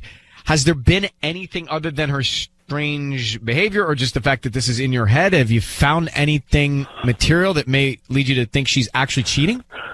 No, I haven't found any material, but it's one of those things where it's kind of like an intuition thing. I feel it, and I don't know if I'm just being paranoid because of her behavior. I haven't seen anything like emails. What has caused you to be threatened by these guys at work? What's the real deal with them? Honestly, they're like studs, man. They're really good-looking guys. They're successful. And she works in a professional. She's a banker. She works at a bank, and she just got a promotion. She's successful too, and that's one of the things that attracts me to her. But of course, but you've got. I mean, forget about us. Forget about the call. Yeah, don't you trust her? Yeah, you've got to be confident in your relationship, man. I do trust her, but I've been in burn before, and so I know how you can trust somebody and have that come out of left field. So I think maybe that's kind of playing into it as well. All right. We're going to do this, and we don't do it often. We're happy to do it anytime for any guy ever. Matter of fact, we should balance this out a little bit, guys, if it's going on in your life. But we're going to come back and try and call your wife, okay? Okay. Peter, yeah. We're going to call your wife now, and we're going to offer her a vacation weekend instead of roses, okay? Sounds good. And we'll see how it goes. Now, Sissany, she thinks she knows how this is going to work, so I'm going to trust her on this one. So, is this the first time you've called a wife, Sissany? I think it is, yeah. All right, this is all on you. So what we need to do now is get your permission, Peter, for us to call your wife. So I need you to say, Ryan, you have my permission to call, and then whatever her name is on Kiss FM. Ryan, you have my permission to call on Kiss FM. Great. All right. Good luck, my friend. We'll try and find out what's going on, all right? Thank you.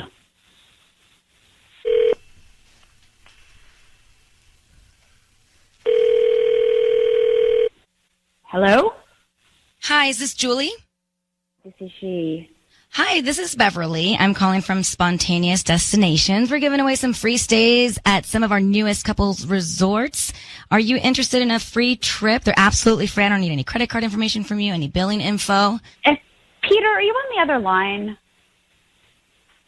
Yeah. Hello? Julie, it's Ryan Seacrest and Sissany. Your voice is being broadcast on the radio. I need you to know that.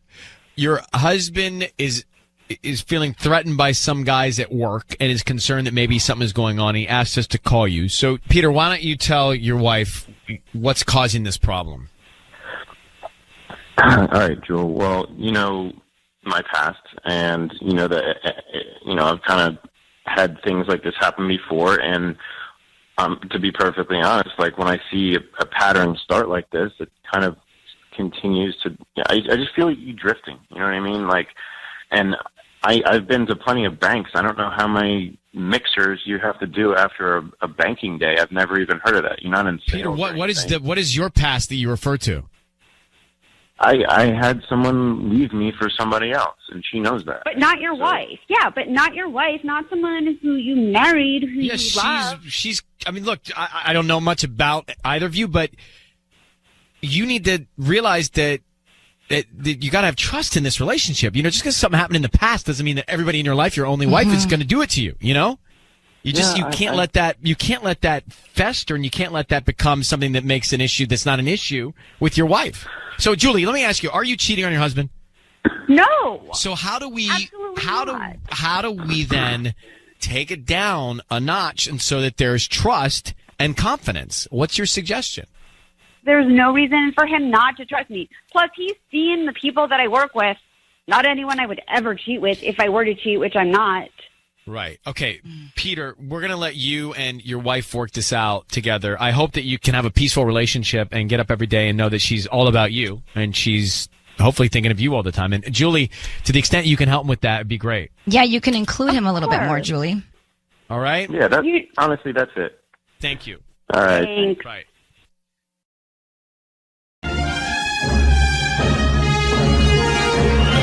Ryan's Roses, as a public service, a last resort in your relationship. If you're up against a rock and a hard place and can't figure out what to do, then send us the scenario via email.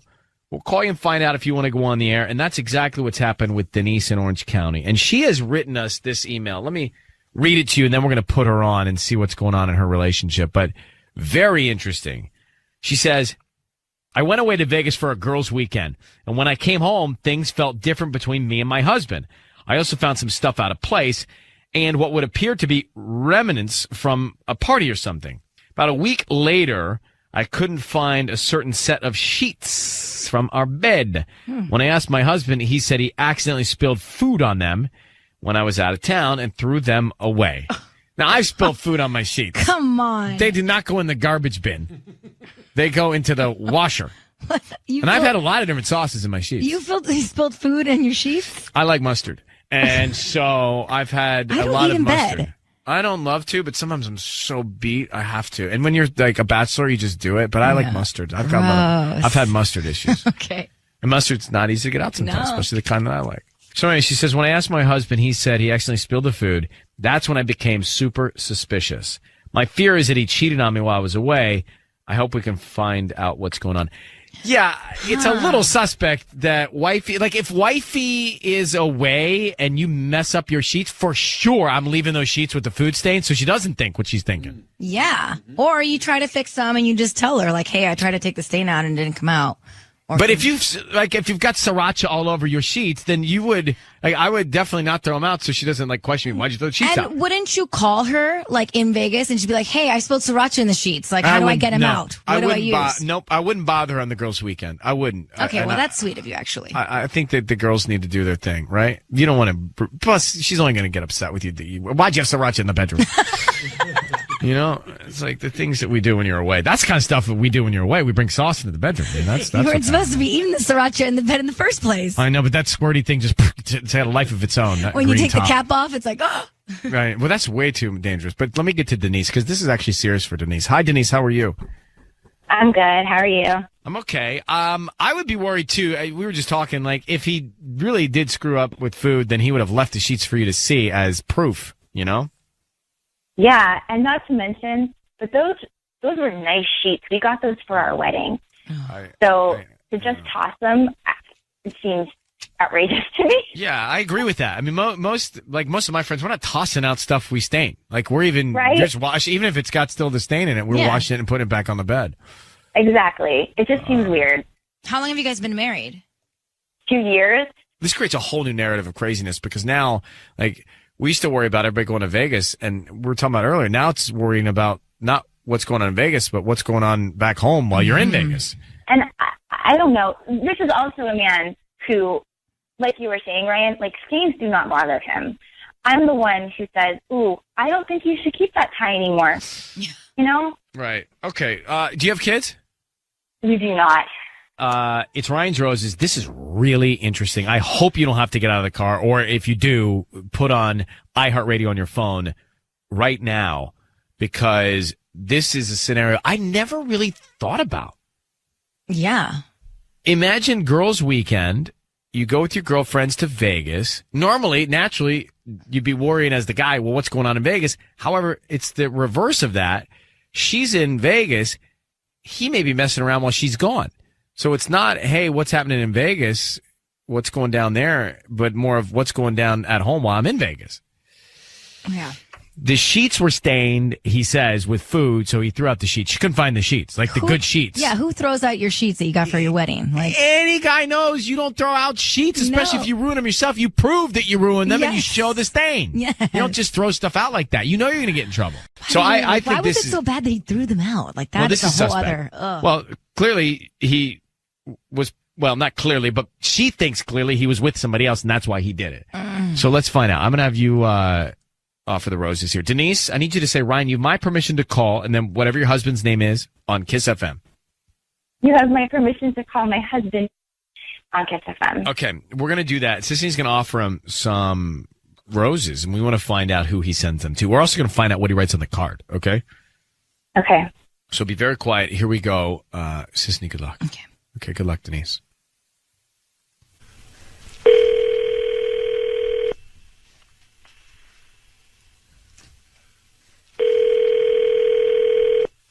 Hello.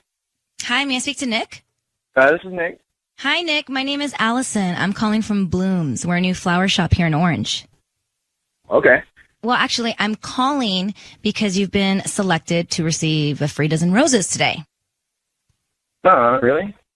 Yeah, actually, we're doing a little promotion here at the flower shop, and we're calling one person per day, and it's a free dozen roses. Basically, you can send them to whoever you want today. I just need the name of the person and a quick little note, and I don't need anything from you. I don't need billing information or nothing. They're just completely free. Oh. Can I send them to my wife, Denise? Yeah, absolutely. Okay, Denise. And then what would you like to write on the note? Okay, right. Everyone needs a flower person. I'm just glad that you're mine. Wait, I'm sorry, you went too fast. Everyone needs a flower person. Okay. I'm just glad you're mine. That's good, right? Glad you're mine. Nick? Yeah? Hi, it's Ryan Seacrest and Sissany. I need you to know your voice is being broadcast on the radio, and we have your wife, Denise, on the line. What's going on? What's going on is this doesn't... The story you told me about the sheets and spilling stuff, it doesn't add up, Nick. Nick, let me tell you. Here's the thing. She reached out to us because she said she was in Vegas with her girlfriends, and you were home by yourself. And when she got back, you had some story about staining the sheets, these nice sheets you got from your wedding in your bedroom, with food. Yeah. And she, honestly, it made her worried that maybe that's not the real story. And that there may be something else that happened with those sheets, and that's why you threw them out. And I have to admit, I don't think she's so wrong by being so suspect, because it's a little weird that you would stain your sheets and then just with food and then just throw them out, especially if they're nice sheets. Right. I mean, no, she's right. No, I lied. Okay, baby. No, it's not what you think, I promise. No, it's not. Okay, I told you I have friends over, right? So some guys came over. Two of the guys brought some girls over. One of the guys, before I knew what was going on, took one of the girls into our room and did some stuff. And then I figured out what was going on. I threw a big fit, and stuff didn't go right. I threw the sheets away. my God. Oh, gross. That's what happened. But when I asked you who, it kind of looked like there'd been people over, and you just said it was a couple of the guys, which to me sounds like we're going to drink beer and watch basketball or something. That doesn't sound like guys. There were like 4 guys and 2 girls. I didn't know about the girls. Who are the girls? Who is bringing rando girls into our home? And oh my God, that's not okay. Yeah, I don't think. But Nick, this is not good either. I mean, so you're saying it wasn't you that messed up your sheets, but some random girls who were with some buddies of yours go into your bedroom and mess them up and you throw them out? I mean, that's disgusting. I didn't know that they went into my bedroom, though. I mean, how big is the place? How did you not? Where'd they go? I mean, everybody. How many people were over? You know? Right? Because like in college, you can get away with that when you're like, oh, somebody ran off to our room and I didn't. Well, our place is a 2-bedroom apartment. It's not that big. Like, I don't understand how you didn't. Yeah, Nick, it doesn't. It's not great, Nick. That's why I threw the sheets away in front of everybody. When I found out what was going on, I stormed in there and said, "Get the hell out, come on, quit." Well, why did you even let the random people come over and hang out?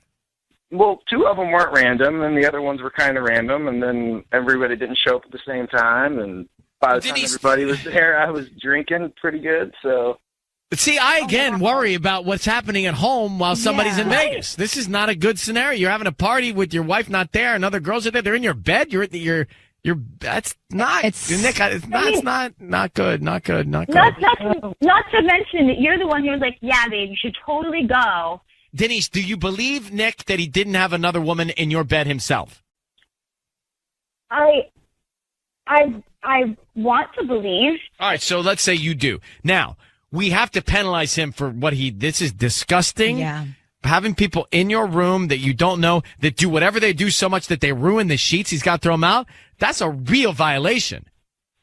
It is. This is bad judgment. Bad judgment. It just feels like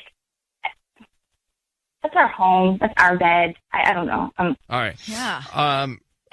So Forget the sheets. The whole bed is tainted. Ugh. Yeah. I know. I screwed up, and that's why I didn't tell you, and I tried to hide it, and now... Why don't we figure out where we go from here? All right, Nick, we're going to let you go. Denise, I still worry about your husband's judgment when you're away. I think that's something you got to talk to him about, because what he just told us doesn't make me feel... Weirdly, he didn't... Okay, so let's say he didn't cheat. Still doesn't make me feel great. I don't have great peace of mind after that. It doesn't make me feel good either. It's just... I mean, I'm glad he... There's not a lot of gladness. He's just not making the right decisions. Okay. All right. Yeah. Well, good luck. Go ahead and address it with him and see what you can find out. Thanks for reaching out to us. Thank you, guys. Okay. Bye. Hey, can we talk about his card? His card? Oh, yeah. Yeah. I know. Everyone needs a flower. I'm or a flower person. I'm just glad you're mine. Yeah. What was that? I don't know. And I am sorry. But if I went away and my girlfriend had people over and there was a dude in my bed with some other girl, heck no. That might make me want to really break up.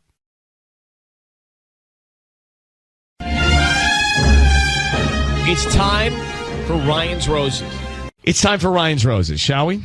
So here's the email. It says, "Dear Ryan and Sissany, a few months ago, my husband reconnected with his ex-girlfriend from college on Facebook. She reached out to him after her divorce just to say hi, since she had cut so many people off while married and realized how it was a mistake. They caught up a bit. It was fine. But now they're still sending messages regularly. I don't know what they're saying, but I'm certainly suspicious. When I ask him about it, he just says she needs someone to talk to. She feels like she lost a lot of friends in her marriage because he was so controlling, and so he just wants to help her a bit." All right. I don't think it's great, but Linda, go ahead. You're on with us. Thanks for calling. Tell me what you're feeling going into this. Do you truly feel like your husband is cheating? I don't want to believe so, but I'm scared. So, all right, we can understand that maybe she reaches out to him, but it's how he handled it that concerns us, right? Absolutely. Mm-hmm. I mean, I was fine with him, catching up and saying hi, but the continued messages. That's disrespectful to you. Right. But does he say to you, I mean, he should be bringing you into this, not doing it without you. So if he feels obligated to be a friend, then you should be part of the conversation, right, not him doing it on his own. Yeah. Absolutely. I mean, if she needs a pal, I mean, I don't even think this is right either, but it's like at the very least, the three of you should be involved, not just him on his own with her. That's 1000%. Risky to me, and I don't like it. I think it's rude. How long did they date? All I know is that they were high school sweethearts. I mean, it was more than 1 year. I know that for sure. And he didn't really talk much about her other than it was his first love. So like maybe even the one that got away, and that's my fear. Ugh, bad. First love's bad. You cannot go back on that. Linda, how long have you been married to him? We've been married for 15 years. And I mean, I have to say it's been a wonderful marriage. Kids? Yes, we have 3 beautiful kids. So smart and funny. And I mean, it just, my whole world. I can hear it in your voice. Well, we're going to call him.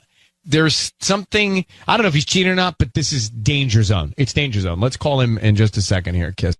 It's time for Ryan's Roses. So Linda has sent us an email about her husband is reconnected with an ex. This was his first love. This is in Cyprus where it's happening. She said this was his first love, and she was married. She broke it off with her husband, or she got divorced. She reached out to him on Facebook, and now he's connected with her and is being a friend to her. It's just not a good idea. I mean, we know it's not a good idea, so let's find out what's going on. Linda, I need you to say, Ryan, you my permission to call, and then whatever his name is on Kiss FM. Go ahead. Ryan, I give you permission to call on Kiss FM. All right, we're calling him. 15 years of marriage. We're going to find out if we can get more to this story. I already know it's a bad idea for your husband to reconnect with his first love and be the friend after she's had a divorce. Absolutely. I think she's got motives. I really do. I really believe she's after more than that because she's got friends. She doesn't need to reach out to your husband of all the people in the world, especially if they haven't right. talked in years since right. this woman was married. So I don't know if your husband's doing the wrong thing, but she's not doing this for the right reason in my mind before I know anything. Okay? Okay. Here we go. Sisney's going to call him. Be very quiet. We want to find out who he sends roses to and what he puts on the card. Yeah, and how he signs it. What's the ex-girlfriend from college's name? Amber. All right, here we go. Good luck.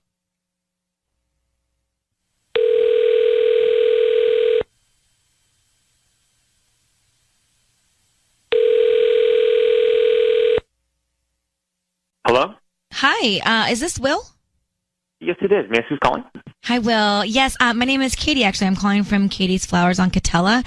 I actually just opened up my new flower shop right here in Cyprus, and the reason why I'm calling is because, thank you, we're trying to just promote our business. Not many people know that we're here even, so what we're doing is once a week, we select somebody, and we call them up, and we ask them if they would like to receive a dozen roses that you could send to anybody that you'd like.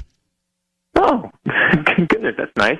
Yeah, they're absolutely free. I don't need credit card info. I don't need any cash from you. We just hope that you refer us to friends and family.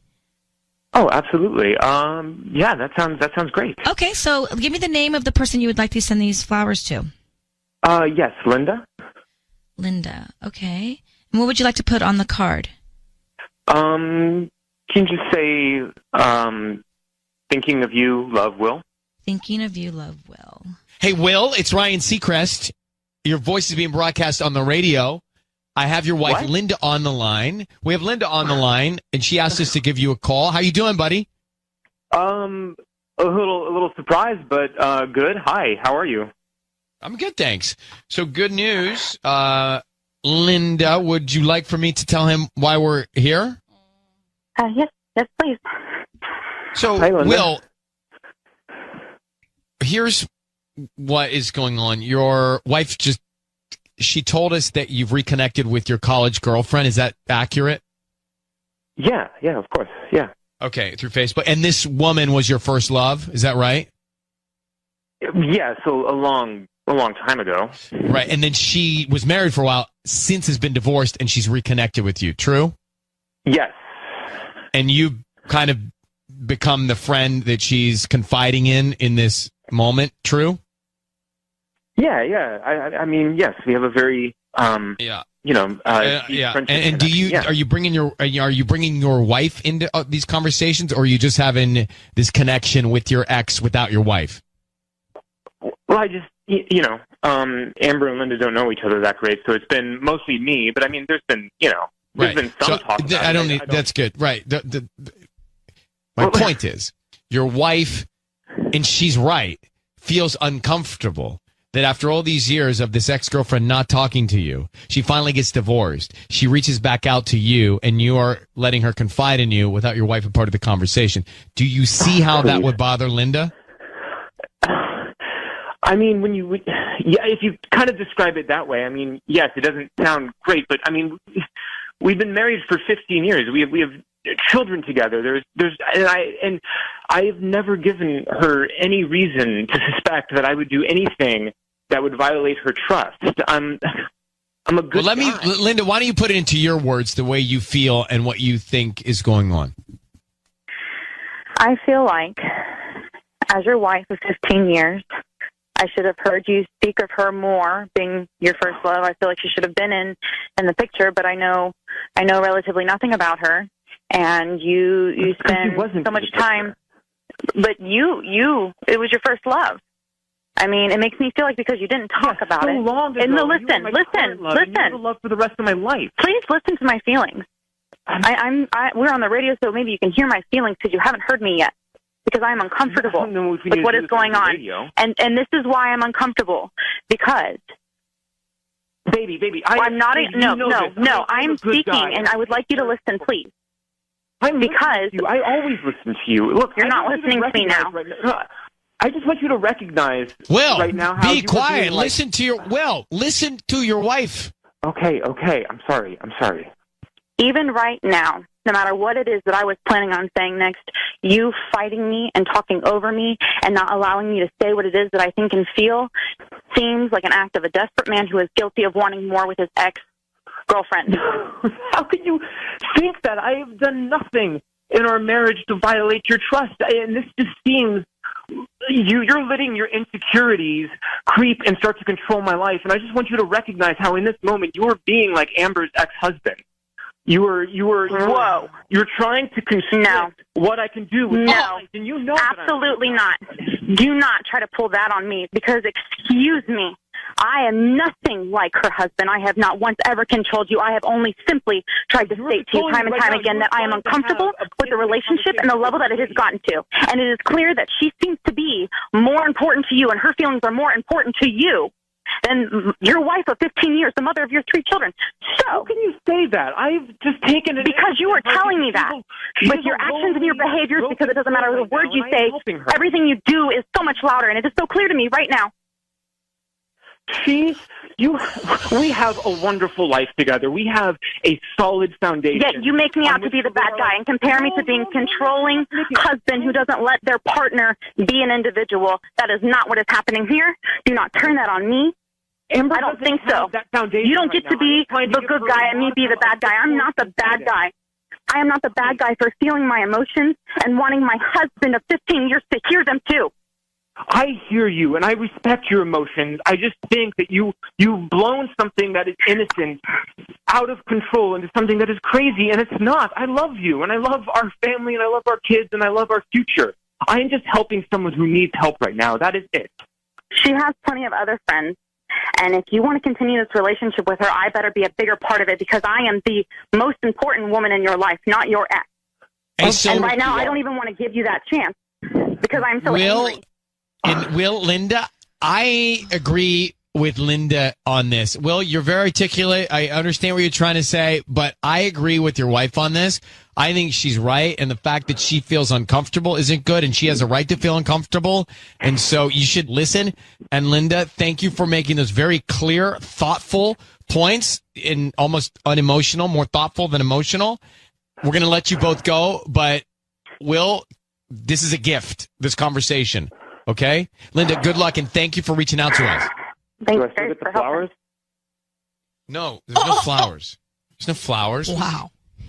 Wow, she had notes. Man, she was prepared on that. And she's right. She is right.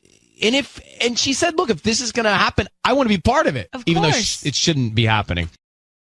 We're coming off of a really smart Ryan's Roses.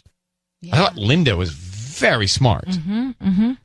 So how would you feel if you're married and your husband's first love gets a divorce and reaches out to you through Facebook and then starts to confide in you and you're not really involved in the conversations? It's a no. No.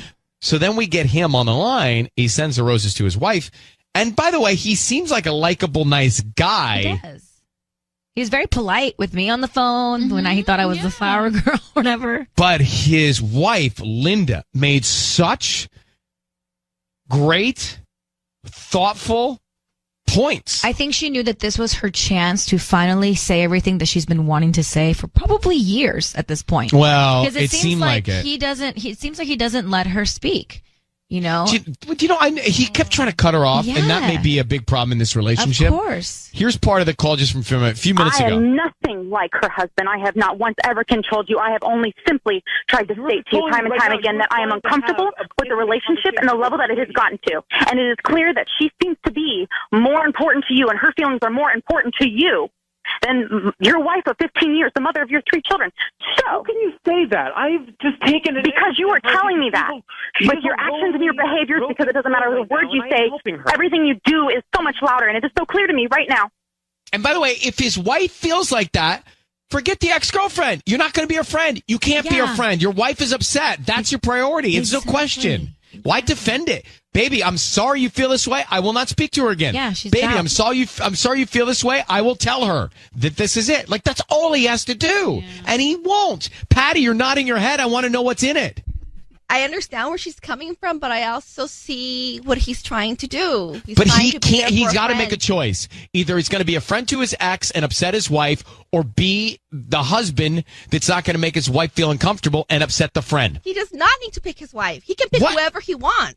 No! Yes! He needs to pick the woman he committed to. We can't control what he feels or what he wants. Why are you so adamant about letting him have the choice in this marriage of who he should because we all be have defending? We all have a choice. No, we took like for example, Patty, we took a vow. We're all choosing to be here. Nobody's forcing us to be here. Patty, we didn't take a vow to be each other the rest of our lives. He did, and he said they have a good relationship. He should defend his wife. Yeah, he should be on his wife's team. And maybe up until this point, he had no idea that his wife felt this way. So now he needs to go back, reflect, and really address the situation. He doesn't get to sit back and decide whose team he wants to be on. He's on his wife's team. His wife doesn't feel good about it. He needs to back that up, and he needs to do the right thing. I don't understand. Like, we're going to take a break because it's I so kind of much get what happening. Patty's saying a little bit. Oh, jeez. Yes, thank you, Tanya. I do a little bit. It makes sense because if now he's not friends with this friend, what if tomorrow she's like, well, I don't want you hanging out with that friend and that friend and that friend. That's all speculation. I'm dealing with facts. Okay. So for me, he's got to stand by his wife. If his wife, who he says he has a good relationship with, is uncomfortable, then he needs to hear that and he needs to act on that. And he needs to shut out the ex-girlfriend. That's the only thing to do here. At the end of the day, he did send the flowers to his wife. He mentioned that their relationship, what he thought was great. But I think he needs to listen to her. He doesn't communicate with his wife. And Allie, where do you side on this? Honestly, I agree with him. I think it's actually kind of sexy that he is still in touch with an ex because to me that just shows that he's a good person. Wait, how is it sexy to be in touch with your ex? No. So you think that it's okay for him to be married and his wife be uncomfortable, and then he goes and tries to be the shoulder that the ex can cry on? I mean, I think she's really overreacting. I mean, I personally am still in touch with all the guys that I used to date, and we're still good friends. And I think it just shows that you're a strong person. You're able to still keep up a relationship. It's like when you date somebody, you still have an intimacy and a connection with them. It may not be sexual or romantic. But do you have a boyfriend or a husband now? I'm engaged right now. Okay, so is he comfortable with you being such good friends with all your exes? Yeah, because he's friends with them also. I think it shows a confidence. But you're including him. Yeah, and Allie, if he wasn't comfortable, would you stop talking to the exes? I don't know, because I would agree with him. I'd be like, that's not fair. You can't tell me who I can and can't be friends with. I'm sorry. I really don't think that he's wrong. Like, I think she's kind of overreacting over this. She needs to find the confidence in her own relationship to be fine with what he's doing. I for sure To each his officially own. don't understand relationships anymore. To For each sure. his own. All right, Allie, thanks for calling. This one's really... I'm right there with you because I'm baffled as well. If Mike started reconnecting with an ex, all of his clothes would be in the front yard by tomorrow. Thank you, That would Sissany. be Put the end of your it. your heels down.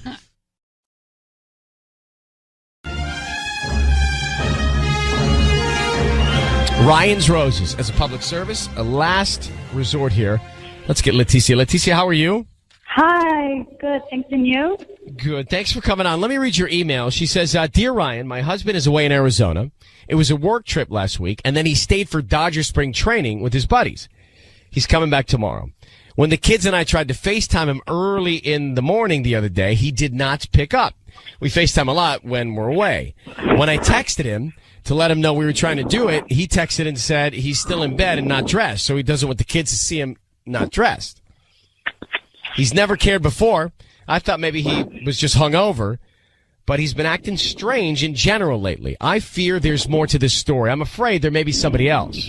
Or in this case, maybe somebody else was with him. Leticia from Reseda. So, Leticia, I have a lot of friends that they always FaceTime their kids if they're traveling before they go to bed, and they FaceTime them actually first thing in the morning before they go to school. I understand that rhythm. And so your concern is this is not normal for him to not do it. So what was going on? I don't know. That's what I'm trying to find out. How long you been married? We've been married for 6 years. How many kids do you have? We have 2. And you FaceTime all the time? Yeah, we do. We do. Actually, sometimes even when he's at work, we'll FaceTime at lunch. Yeah, we do it a lot. I mean, why wouldn't he, Sissany? Put yourself in this situation.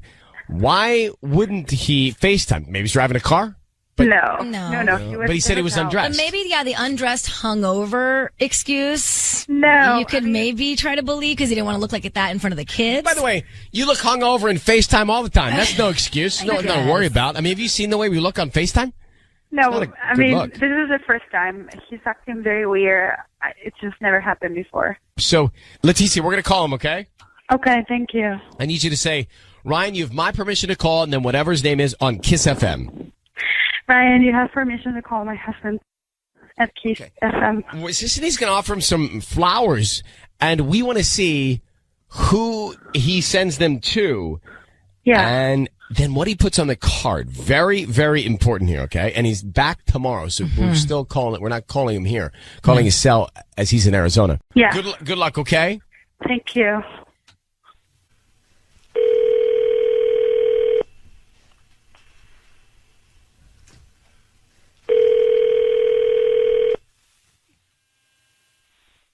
Hello? Hi, may I speak to Johnny? Yes, him. Who's this? Hi, my name is Chrissy. I'm calling from Floral Envy. We're actually a new flower shop in Reseda. How are you doing? I'm good, Chrissy. How you doing? I'm good. Actually, I'm calling because you've been selected to receive a free dozen roses today, and you can actually send them to whoever you want. And we don't need any billing information from you. We're just doing a little free promotion today. Oh, that's pretty awesome. Cool. Can I have them sent to the hotel I'm staying at? Well, where are you at? I'm at the Radisson in Scottsdale. Oh, you're in Scottsdale. Let me see. You know what? We might be able to connect that through a flower shop there. So let me see if we can do that. We probably can. So who would you want to send them to? I just want it to the hotel, to the front desk. Hotel if you can send it to Tina, and that's with an E. Tina with an E. Okay. Mm-hmm. And then what would you like to write on the note? I'm sorry. I can't hear anymore. Johnny, your voice is being broadcast on the radio. I need you to know that. That is your wife, Leticia. Who is Tina? That's the question. Who is Tina? Tina's the girl in the front desk that took care of us last night. I'm sorry. Why are you sending flowers to Tina instead of your wife? She took care of us last night. She took care of us last night. I figured something. Honestly, do not understand. You're acting very weird. Let him explain. What did she take care of last night, Johnny? We were hanging out last night with the guys, and she took care of the food and drinks. So the girl at the front desk at the Radisson took care of the food and the drinks for you and your buddies. When you say took care of, what does that mean? Why is she taking care of your drinks and your food? You can pay for that. That's why you have a job, and you and all your friends. Letty, it's free. What am I going to do? Pass it? I don't want to offend the girl. You tip the lady. You don't have to send her flowers. Yeah, but consider the flowers like a tip. I'm not doing nothing wrong. I'm just sending flowers to say sorry. Why are you so angry? Why are you so angry? No, because I'm being accused of something that I haven't even done. Oh, sorry. I thought it was free. I thought it was free. Johnny, did you sleep with her? Just be honest, please. I can't take What? any of this. Johnny. I think you're sending her flowers. Where is she? At the same hotel? That's so easy, right? She works at the hotel, Letty. Why couldn't you pick up this morning? Why couldn't you FaceTime? I couldn't pick up. I was tired. Because you were with her, right? You were with I was not with her. Oh, I was not with her. See, this is Johnny, here's the thing. Johnny, here's the thing. Your wife said she tried to get in touch with you on FaceTime to say hi to the kids. You said I can't. I'm not dressed. Doesn't make a lot of sense. You could easily throw on a robe or something. So that's the first thing. And then now we call, and instead of sending roses to your wife, you asked the florist here if she could use one of their affiliate satellite offices to send them to you there to the front desk girl. It's not adding up to be Johnny. It doesn't add up to look great. It's just going to if you were to buy me, let's say you're taking care of me, you buy me something. Somebody offers me, hey, you want to send chocolates or flowers to my? Hey, yeah, send it's free. Yeah, but I would think to send them to my girlfriend that doesn't exist. Well, if your girlfriend pays for my lunch, then I would send Johnny, it to her. All right, so all right, let's assume that you're legit. So you're there. You're unavailable for FaceTime because you don't want anybody to see you without your clothes on. You sleep late, whatever. Fine. It was a rough night, Ryan. I understand. I understand. So you're entitled to have a rough night. So fine, you're sleeping in, and it's a rough night. But now you send. I'm just saying, it looks guilty. You sent roses. You're about to put something on the card to a woman at the front desk who helped you out with your drinks last night. Listen. I mean, by the way, that should have been room service. Listen, it wasn't just us. It wasn't just me. It was my other two coworkers who were all hanging out. Okay. Nothing happened. And what are the names of the other two coworkers? Steve and Rick. Steve and Rick are there. Do you know Steve and Rick? Letty? Oh, she's hung up. Oh, no, she's hung up. Oh. She, man. Why don't you call your wife and try and explain what's going on here? Because obviously she thinks you're cheating on her, bro. That's the reason she reached out to us. So whether it's this or whether it's something else, that's what she feels. I'm not making it up. I'm just telling. I'm trying to help you. All right? Good luck, Johnny. So we've lost her. We've lost him. Mm-hmm. It's time for Ryan's Roses. Here we go. If it's a public service, if there's an issue in your world, you can't sort it out, come to us and we'll try our best. Let's get to Ryan's Roses. Dear Ryan and Sissy, my husband left his computer open the other day. I noticed a credit card statement. I looked at it, started to see a bunch of expenses for things that he's done, like flights, rentals, and women's shoes. None of that stuff was for me, none for the kids. Something's happening. I want to know who he's buying it for. Very interesting. Well, this could be planning for the holidays. Oh, yeah, it could be. Yeah. So let's get her on. Christine, Sisney brings up a very valid and likely alibi. And that is that it's now, November. Maybe he is shopping early for the holidays for everybody. Could that be the case? I don't know. I don't think so. I mean, I'm seeing flights and rentals, and those are, he hasn't gone anywhere. I haven't gone anywhere. So it's. When you say rentals, renting what? Like car rentals. As in, like, it's in the past. It's already happened? Yeah, because it's on a credit card statement. Gotcha. Yeah, so, car rental would be on a credit card statement. The flights you could pre-buy. So that could be, I guess, for something coming up. But still, there were some flights and it's out of character. Nothing that I've heard of, and stores. I don't. Some of the stuff is past, so I don't think it's for the holidays. All right. Well, we tried. Christine, how long have you been married? Like 8 years. All right, hold on for 1 sec. Mm-hmm. Let's come back and just make this call and see if we can find out. Okay. Because it could be what we think. I'm hoping it is. Christine's on the line. She has looked at her husband's computer, and she found that there's all kinds of expenses for things that he's done flights he's taken, rentals, women's shoes, and different stores for women. Now, our thought was, well, hey, it's the holidays. Maybe he's doing his holiday shopping early. She says, I don't think so. It doesn't look like that. Okay. So, Christine, here's what we're going to do. Sisney is going to call your husband, and she is going to offer him some roses. We want to find out who he sends them to and then what he puts on the card, okay? Okay. I need you to say, Ryan, you have my permission to call, and then your husband's name, on Kiss FM. Go ahead. Ryan, you have my permission to call on Kiss FM. Okay. Here we go. Be very quiet until we tell him he's on the air, okay? Okay. All right, good luck.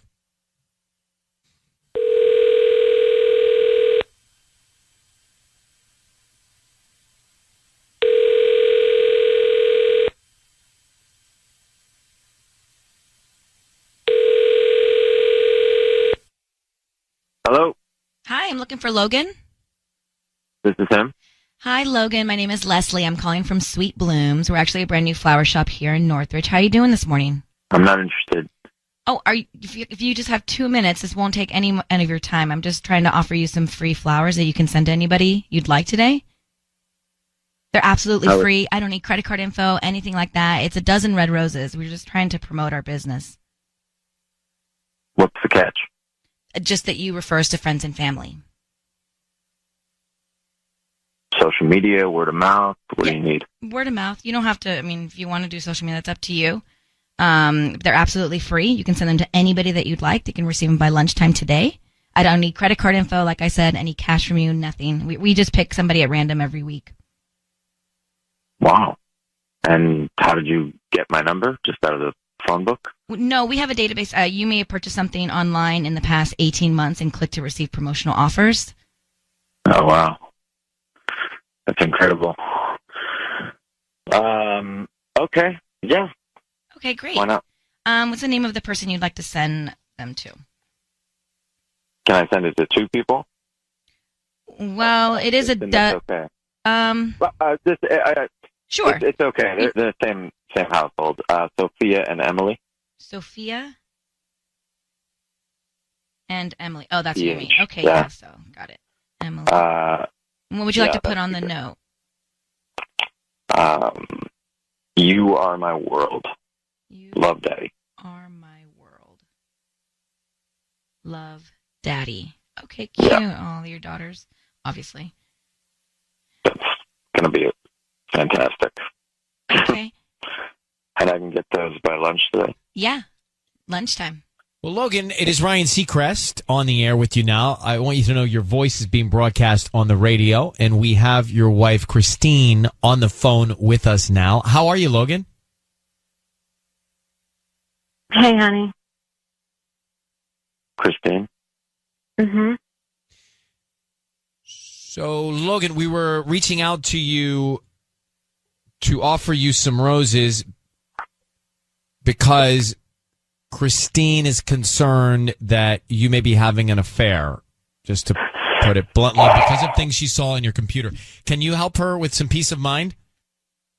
Yeah, I mean, I'm sorry, honey, but your computer was open while I was cleaning the room, and when I picked it up, the screen went on, and it was you had a credit card statement up, and it had all of these things that were nothing for me and the girls, and flights and rentals and stuff like that. And can you explain what that's all about? I mean, it's not for us.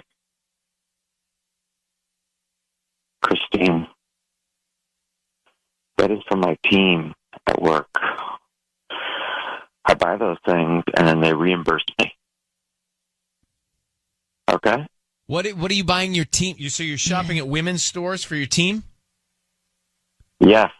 My coworker Linda, her heel broke on her heel. Okay. And I got to come to the rescue and buy her a heel because we've got presentations in Atlanta. Okay, but why can't she buy her heel? She does buy her heel, and then she uses the company. She can't use the company card, okay? She uses my card, We use it as the company. It's not a business purchase. Do you see what I'm saying? No, I don't. Christine, why am I on the radio? But Logan, the radio's irrelevant. Just know you're being broadcast on it. But what about some of the other issues that you've had to solve here? Just curious. So you bought a heel, and what other things have you had to buy for your team? A briefcase. What about these flights and car rentals? They were all business purposes, but obviously we only have a certain amount to spend, and Linda wants to be flown first class. She can't handle the coach. She was sick. Who? So Do you know Linda, Christine? I mean, I've heard. I haven't met the people in his office, but I mean, I've heard names, but doing a lot still, of I don't generous things understand for why Linda. there's like a company card and why it's on your personal card. That's Because I can't just look. If Linda's sick, I don't want her getting everybody else sick when we got to make the presentation. I'm not gonna. It was a last minute thing. You don't get sick a month in advance. You get sick 2 days in advance, right? And so she Flights needed to are go super first class? expensive. Well, when you have to have a little bit more room because you're sitting there with a sinus headache and you're not even supposed to fly, it costs a little bit to be upgraded. Here's the thing. Christine's concerned that you're over-delivering maybe for some of the team. Mm-hmm. And I think that's why she's asking what's going on. And I don't know that you're making it clear so much better, to be honest with you. Christine, you said you didn't want me traveling anymore, okay? And so I'm sending my team traveling, and now you just don't want anybody traveling. what? No, that's not it. I mean, okay, if that's the case, then why don't you kind of explain that to me? What's going on? I don't need to explain myself, okay? The suspicion of me doing something nefarious is completely getting out of hand, okay? And frankly, I'm sick of all of it, and I am not doing anything wrong, and I'm tired of being accused. All right. Well, listen, Logan, Christine, we are going to let you go at this point. I think we've gotten as much information as we can. Christine, you'll have to spend some time with Logan and decide whether or not you believe him. But, Logan, thank you for staying on the phone with us. You need to see a therapist. You need to see somebody professional. Yeah. All right, well, that's up to you maybe guys. we need to see someone together. That would be great. Logan. And we're going to let you go together now, okay? Thank you very much for writing in, Christine. Okay, thanks. Okay, bye. Bye. He did send the flowers to his daughters. Right, That's but he sweet. just got real nasty in the end. Well, he's real nasty the whole time. Yeah. I'm not interested. Yeah. No. He wasn't a friendly person. I got scared. It Some really things threw me in the beginning. Some things didn't make a lot of sense to me. Let's get back to the Ryan's Roses. So Logan admitted to buying things for his female teammates at work, fixing a high heel because they have to travel, upgrading somebody because they have to travel. I don't know. I mean, look, if it's all legit, it's very generous of Logan to do it, but it struck me as he was over-delivering for his team in a way that I would question if I were his wife, Christine. Yeah, or at least mention it to your wife. Like, hey, by the way, you might see this on the credit card statement next month. Well, yeah. So she saw charges at women's stores on his computer and rentals and airfare and all kinds of things that didn't add up. Now, the one thing he did do to his credit, he did send the roses to Sophia and Emily. He said, "You are my world, love Daddy," his daughters. But Patty, you had a look on your face. What were you thinking? It sounds to me that he's trying to drive her crazy. Like at the end when he says, "You need a therapist." Yeah, that was rude. Like he's saying like, At the end of the call, he said, "Look, why do I have to explain myself? You need a therapist." Like he's trying to drive her to a point where she's actually has to be questioning her feelings. Or she's questioning herself. He's trying to make her question herself. Exactly. Like he's manipulating her. Yes. Wow. He did strike me, I guess, with the way he spoke to you too, Sissy. Yeah, he's very as having controlling. the ability to do that. Very controlling, just very like. So and also, why not send the flowers to all three of them? Like, why just the daughters? I get it; it's cute. You're the dad, but I don't mean, mind as the that. wife, I'm like, I would be kind of like, oh, I don't where's mind my that, but I flowers? think Patty may be right. Maybe he's not cheating. Maybe he is doing all these things for his team, but maybe he knows that she's going to see all this stuff, and maybe he knows she's going to question it, and then he knows how he's going to handle it, and then make her think she's crazy. And then all of a sudden, by the way, haven't you been in that situation where all of a sudden you start second guessing yourself because you're being told? Absolutely. And I think he's also using the daughters against her too. The fact that he sent the flowers and only signed his name and not include her is like, I'm the good dad. I'm the good parent. He's cozying up with the kid. Yeah, I'm the parent that thinks of you. Your mother didn't do this. It was me. Well, I don't want to be married if marriage sounds like that. No, that's not how marriage is. I'm just saying it. There's a handful of crazies in the world, and he's one of them. Well, we've been doing this for 15 years. No, he's not crazy. I don't know if he's crazy, but that did not sound like a happy marriage. No. Jessica, you're on with this. Go ahead. Hi, he sounded upset and tired and exhausted. And she sounded very suspicious. She's suspicious and she's insecure, and I think she has a right to be because he's playing games. Yeah. Yeah, it didn't sound right. Well, he certainly sounded like not engaged. I mean, from the get-go, he's an angry person. That's the vibe I got from the very first word that he spoke to me. You know, earlier I said, and maybe I should have told him. Oh, the hack? I said, the morning hack. If you wake up in a bad mood, the way to adjust your serotonin levels, is to have a pickle. Anything fermented will put you in a better mood, and maybe we need to send a case of pickles to Logan. A nice little basket. Instead of roses, hey, Logan, here's a case of pickles. I agree. All right. Thank you, Jessica, for calling. Thank you. Bye. Bye. All right. Bye. No, I'm being serious. That's why I agree with you.